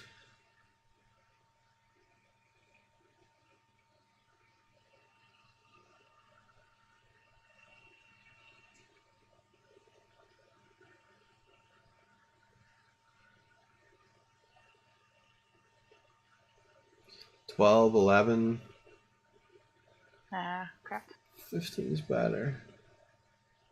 That's in keeping with Calissa. Still good bread. She's actually got glasses on that just make it look like her eyes are open. Can Just tag Con- along. I'll conjure some tinted glass and give it to her. Tiki, you're able to see that the normal growth of the trees here is, as I said, they grew to their maximum. Everything here is large. Everything here is very green and whole. But this carved path that moves from the coast into the forest and then cuts north out of the forest, there are dead trees, rotted land, and the pathway there is full of just black, dead ground. And as you see him pointed out, Carlin tells you that is the path that the creature used to come through here. And it was during that time it was hunting Sehanin. That is why the rot is present. When it wants to be hidden, it does not rot where it walks. It does not leave footprints where it walks. But if the creature is hunting, the land becomes fetid and dead.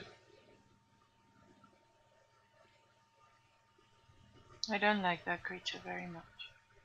No, it's an abomination. Hmm.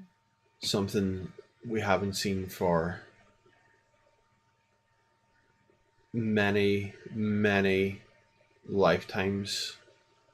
But you have seen one before.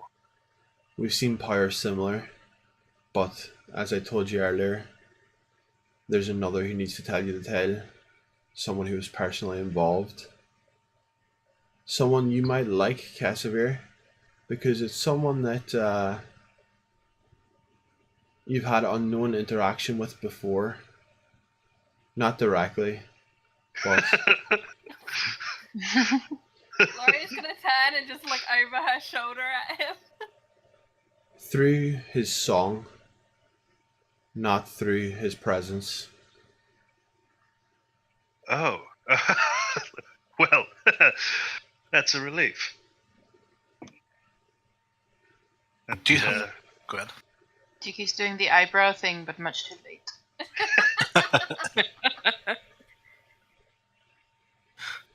Do you have ways of like contacting the other gods, like non-magical means?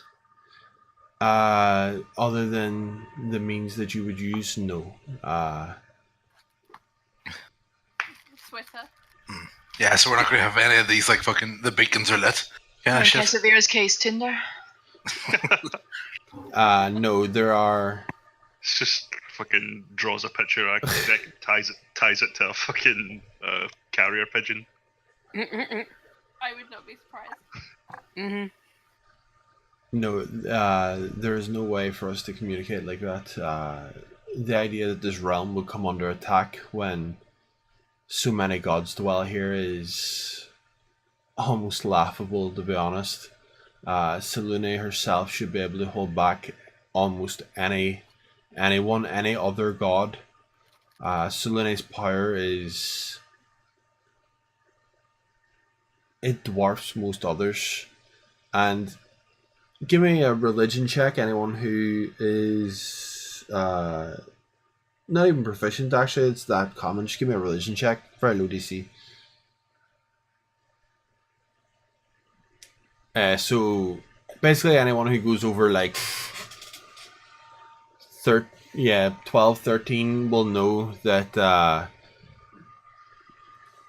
probably the most revered god and the most followed god is Selune. The fallout of Card's power loss, his divine fall, was that everyone else in the town of Okama had to revel had to rush around and pull together new forces that would be able to replace the forces of Card that had fallen. If the forces of Selune fell, the town would be completely it would be abandoned in terms of divine power. You would have maybe 7 or 8 clerics of Sarenrae, maybe a few clerics of other gods, but there would be no divine power there. The large majority, like 85% of clerics in the town are clerics of Selune. And of the rest of the land, for those who have in any way travelled, Selune is the default sort of god of the area, unless it's a very specific area, like they're in Lauder, the port town. They do pray to gods of the sea as well, and obviously the elves pray to a multitude of gods, and the Saldarine is the pantheon of the like elvish sort of gods, but Selune is also like a god for them as well, an elvish god. So her fall would be catastrophic, and it tells you that should the power of Selune leave the prime material plane, I have no doubt that whatever created this creature would make a move, but also the monstrosities from the abyss and the devils and hells would make moves to claim the prime material plane, and Selune's absence. There's simply not enough to hold them back at that point. Well, it won't happen. No, for now, it seems that the goal is to keep everyone at a stalemate. We can fend this creature off, but we cannot manifest or intervene while we do so. That's how Card fell. Card is brash. He's too eager for battle. He creates avatars to fight people that he sees as people of great strength on the prime material plane. He goes to other planes where great warriors reside simply to fight them, and his overconfidence and his lack of preparation, well, that was his downfall. Creating an avatar and directly intervening would cause great issue, and eventually there'll come a time, if this creature is not taken care of, where intervention is needed, and that would require a god to sacrifice itself to intervene, and that's not something we want to happen.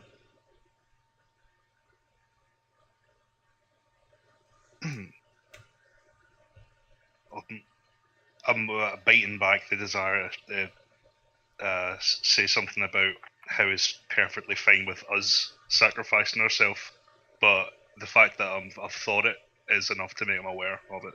Yeah. But he doesn't respond in any way. He doesn't look like he is in any way perturbed by what you're thinking. Meanwhile, Laurie's just thinking, we've got to fix this. I don't know how we're going to fix this, but we've got to fix this. And also thinking, at least we know with the decay path, we're going to have a good chance of being able to track where the beast is. Just might lead us down a lot of decay paths. But it doesn't always decay, that's the problem. Yeah, when If he's not hunting something, if he's just chilling, it's all good. Yeah, but he'll be hunting something. He's hanging out on the god plane. We just gotta wait till he is. Is there a distinction to be made between stalking and hunting? Yes. Okay, yeah. When he is stalking someone, he will be the same. Like, there will be no. Yeah, okay. There'll be no sign of it. If he's hunting someone, then that's when you see this pathway. Right, okay. Just wanted to make sure about that, actually. Oh no.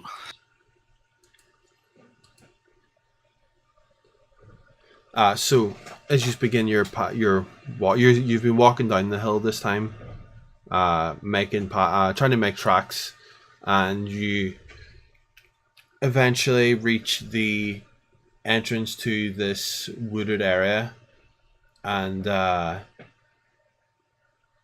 it doesn't take long before you hear let me see, like, give me a die. Anyone, that was such a bad roll. Everyone will hear rustling in after you've broken into the trees and you've gone a ways in. You'll hear a rustling in bush about 30 feet to your left. What kind of rustling? Like someone is shifting position. Someone's moving in it. Can I use Mage Hand to just pull the bushes apart to have a look? Yeah, you can. My hand would be immediately on a weapon and on my shield. As you Mind you. Okay, as you use Mage Hand and pull away a branch of this, or a bit of this bush, you see within there someone, their arm first, and then they like reach out and stand, and a woman stands tall. She's about 6'3" or so.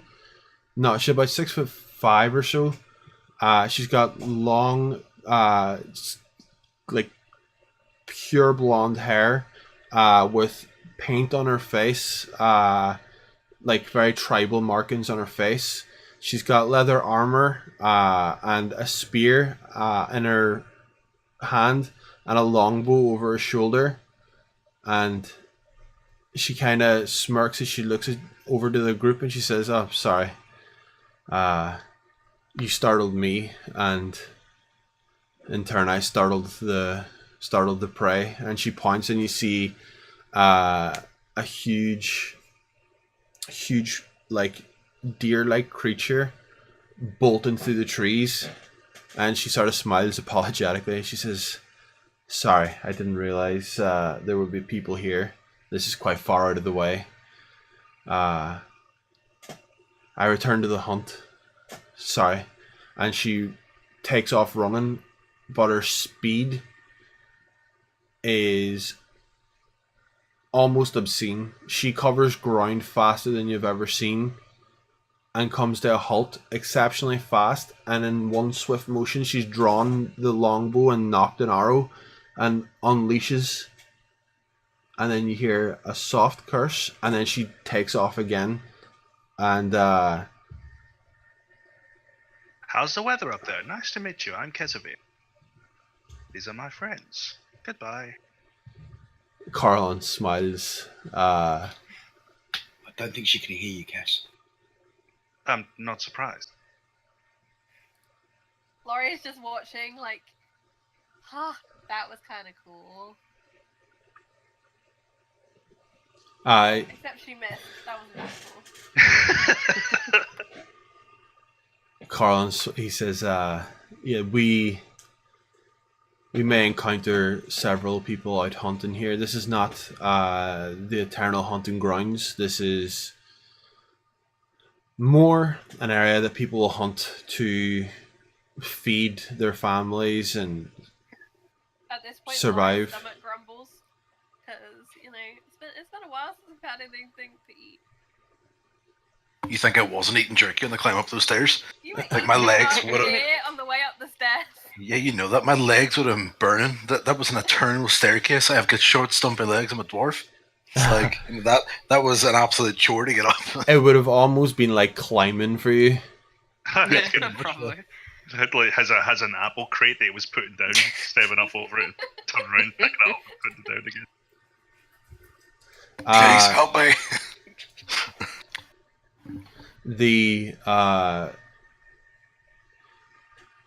The day pushes on, and Carlin shows really no signs of slowing. But as you push through the forest,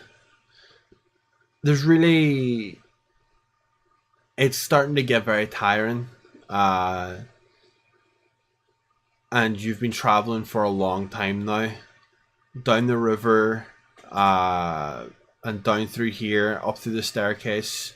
It's the same day as having fought the beholders, but And we trekked before that, didn't we? Because we trekked across the desert. yes, Well, not across the desert, around the edge of the mountains. When we write this story, let's leave out about 80% of the walking.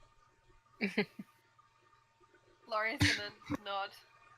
Is it possible we could leave out 80% of the walking from the actual events? Do you always complain like this? Hey, I'm not an adventurer. And to be honest, it's starting to make a little more sense. What exactly are you? Is I just like finding shit out.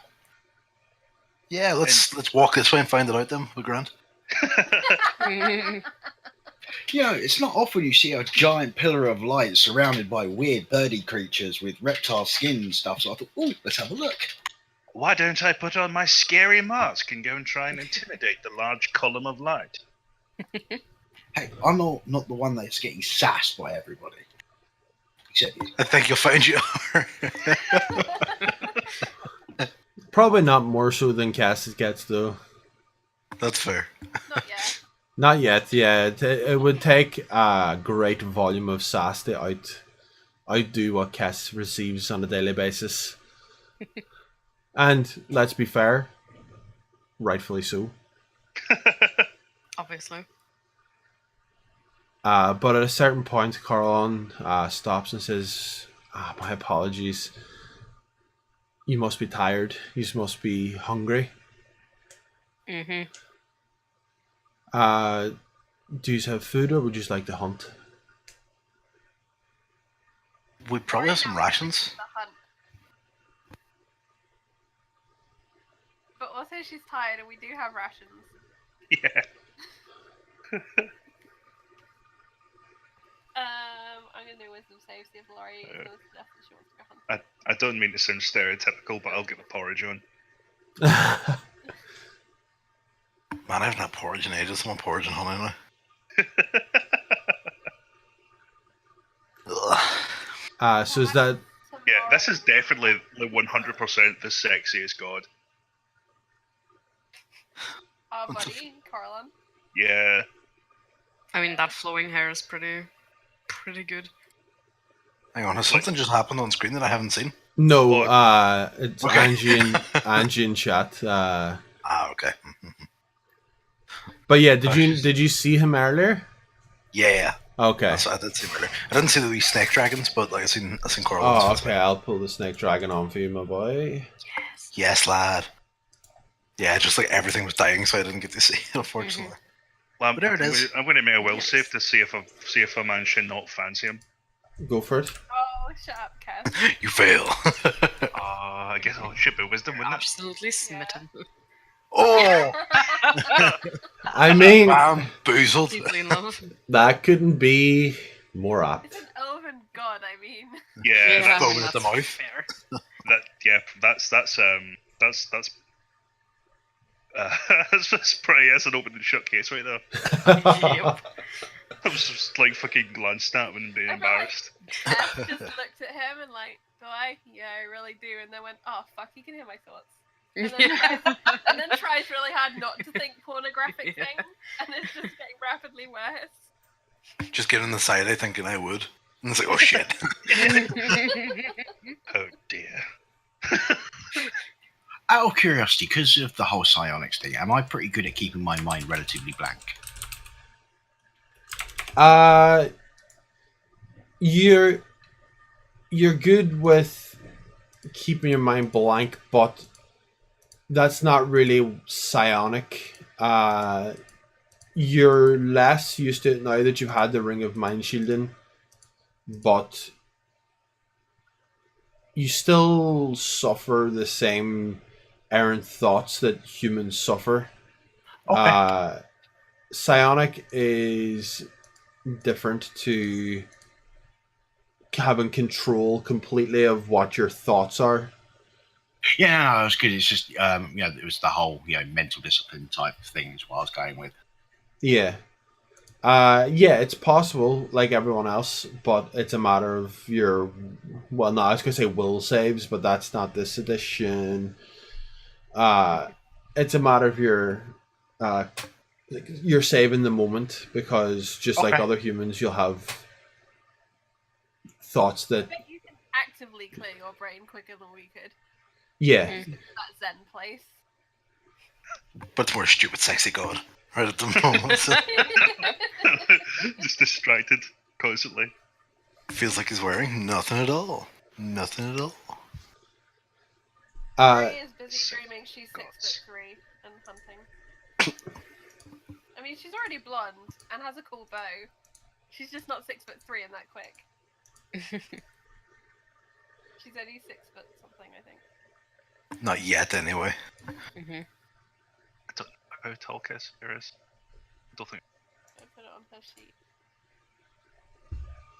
So, you're going to Yeah, that's- there we go. settle down for the evening. Do you want to do the normal camp setup, rotation for watch, create a fire sort of thing? If Yeah. Carlin doesn't object, that would be the default. Do we need a fire here, or is it like kind of like perpetually pleasant? Actually pleasant. No, when night comes and the night is on its way, you only notice, by the way, by the darkening of the sky, the presence of the moon is eternal. When the night throughout the day, you can see the moon perfectly. You sang that as I typed that there, yeah. Yikes. Would you two bards fuck it in? No. Wrong That's- game, people. Wrong game. That's for you to. That's for you to berate Mole with. Come on, I'm supposed to be enjoying that as well. Come on. The nighttime does bring the same challenges as nighttime in a woods would do. And there's nothing. Carl makes no objection to creating a fire, cutting wood, and creating a fire. This is land that is made for practicality. The creatures here hunt. The animals here are hunted for their meat. Wood is used to build. It is very practical here, and making a fire is very practical. So, Yeah, we'll get on. Start making a fire. But like, Kess just thinks to himself, "I'm very sorry. I'm quite embarrassed." he smiles, and he is not put off in any way. He says, "It's fine. Humans are as expected. I'm not even a human. You're not fully an elf, Oh. and Alex. that thought is very much your human side." These elves always like, oh yeah, go shoot my family. That's why I hate elves. Rude.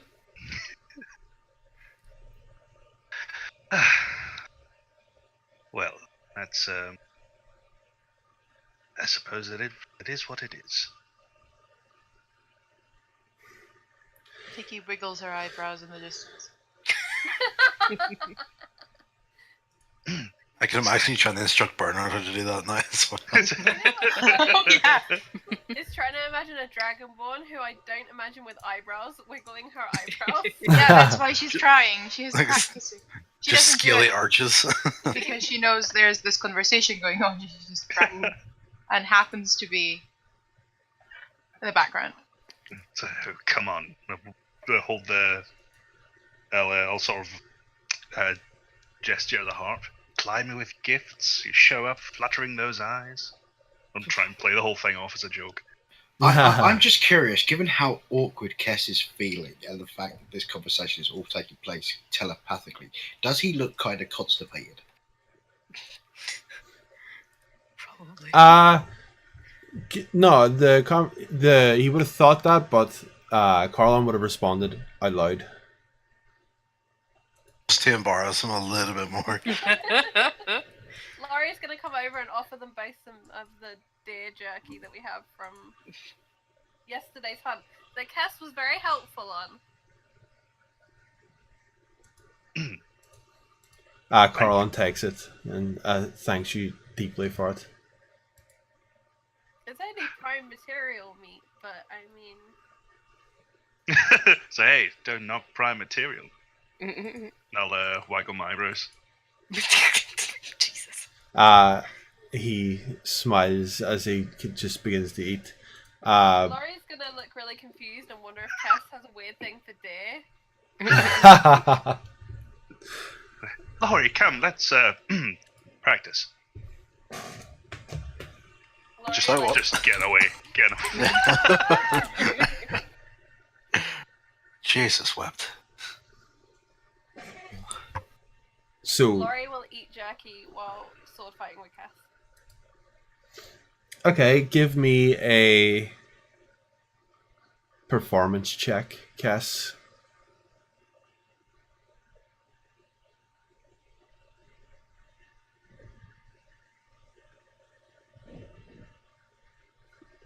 Yes, so your normal instinct for the sword fighting is to recall your positions for the parts of the duel that you're learning and how to parry and all of that. You are remembering well, but you're very distracted. You're not in any way disarmed, and when you do miss, it's a very close miss that people would swear that it shouldn't have missed at all. But it does happen once or twice. But you do manage to hold your own, and Laurie, he is improving greatly. So proud of him. Shucks. So, fire's burning. Everyone is around the fire. What is Tiki, Kalissa, Morgan doing this evening? What's Sullivan doing this evening? I'm getting conflicted because I'm not sure if I should pray, because the whole fact that obviously Garm, I can't roll arms. Garm is up here trying to like hunt down gods. Not sure if I really want to pray to my god in the off chance that he answers. Or well, I suppose he's probably aware, but like it's just I don't know what I want to do, to be honest. I'm kind of conflicted. His booms out. What's up, my nigga? Oh my god. So you're going to be reflecting on that then this evening? Yeah, probably that. Yeah. What about Kalissa? And Calissa's just gonna sit down for a bit, try and maybe get a bit of a brew going, and just maybe watch Casimir and Laurie practice, because she's got nothing else to do really, and she just wants to relax for a bit. It's been a long day. Yeah. Tiki? And a lot of walking. I'm gonna finish the orc tusk pendant I started. Nice. Roll the check. Oof. Absolutely. You've already been working on it, Yeah. and you bring it to completion. And it's a very gruesome sort of miniature orc face with open mouth and snarling and really, really angry. And I want to give it to Kalissa because she's Kind the of like orc. a yawning portal symbol. Sorry? Is it kind of like that yawning portal Tomb of Annihilation face? Yeah. And I want to give it to Kalissa. When you become the orc queen again, you need some proper attire. Aw, that's... Calista just turns away for a bit because she doesn't want anyone seeing that. She's really flattered and, turns a bit red. But obviously nobody's gonna see that. But she's like, wow, that's thank you so much. You're I'll very definitely... welcome. It's from the one that was the one, I think you're right. Throne handle. I don't quite remember. Adorn yourselves in the bones of your enemy. Yeah. You did harvest have- lot of teeth. I have like 16, so now it's 14. But if you want more, you I have a bag of skulls. you can Well, have more. you didn't take skulls, unfortunately. Hmm? There were plenty of skulls. You didn't take any, though. Yeah, but that would have been very messy. The Eh. teeth were easy. That's Yeah. Although if anyone could do it, Tiki could do it. Of course I could. Sullivan, for the evening. I'm just going to sit back, chilled, reading a book, listening to everybody else in the party talk. Okay. Once your practice is over, Laurie and Casimir, you return to the camp, and Carlin says to Casimir, "Why don't you play us some music on the harp?"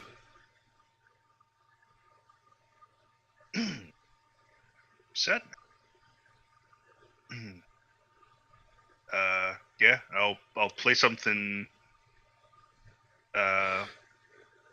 pointedly unsexy.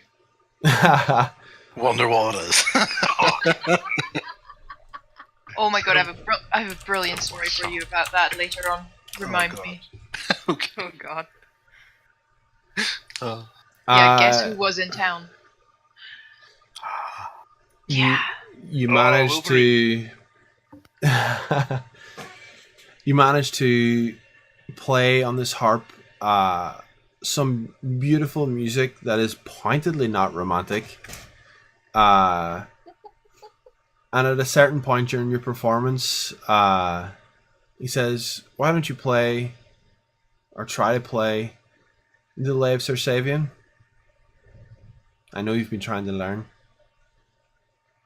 No, he's just flirting. Oh god. Oh fuck it. Again, the performance, you get to the same part that you've been having issues with all this whole time. It's a very difficult part where you have to play in a way that is almost counterintuitive, and once you miss a note, it's hard to recover from, which is why it's one of the most punishing sections of the song. And you do miss the note, and you don't quite recover. And Carlon smiles and says, "You know, that's probably as far as I've heard a mortal get. Uh, that's not a song that mortals know. It's not a song that your plane has. And there's someone here who'd be very interested to hear just how far you've got with their divine song. Be sure that before you leave here, you ask to meet Finder Wivenspur. He would be quite pleased by the progress you've made." Let me try one more.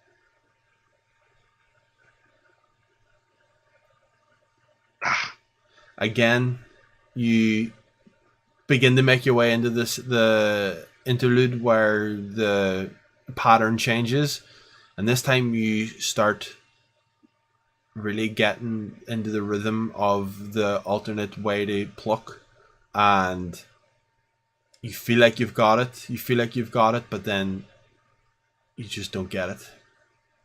It's further than before, and also proof in the pudding that you can do the section, you can play the notes.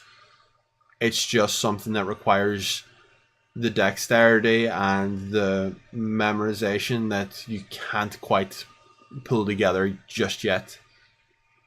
Maybe I'll ask him to show me. He would be intrigued. The song slipped from here after being overheard by a very keen-eared troop member who heard Finder play in the wilds and has been trying to learn this whole time. But he would be interested to see what the progress you've made is. And he gets up and thanks Laurie for the food. And he says, "Now, if you don't mind, I feel like I'm going to rest. But we wake early, and I'll be ready when everyone else is ready." And he, I just get that name. yeah, no problem. He crosses his legs, hovers slightly off the ground, and closes his eyes and begins to meditate. We will pick up the next day, next week. It's a shorter session tonight because I am exhausted and slightly ill. But you're now in the realm of the gods, the outer realms, Ysgard, Oh Jesus. with Corellon Lotharian, and you're making your way on a path to potentially avert disaster from the entire realms. We'll see what happens next time, but for now, everyone, thank you for joining in on the stream, for the hosts, and we will see you guys next week to continue our adventures on the Outer Planes and see what horrors await the group. So good night. Yeah, cheers, friend. Thanks for the game, and Indeed. I thought we should sign off the stream there. thank you for coming. Everyone.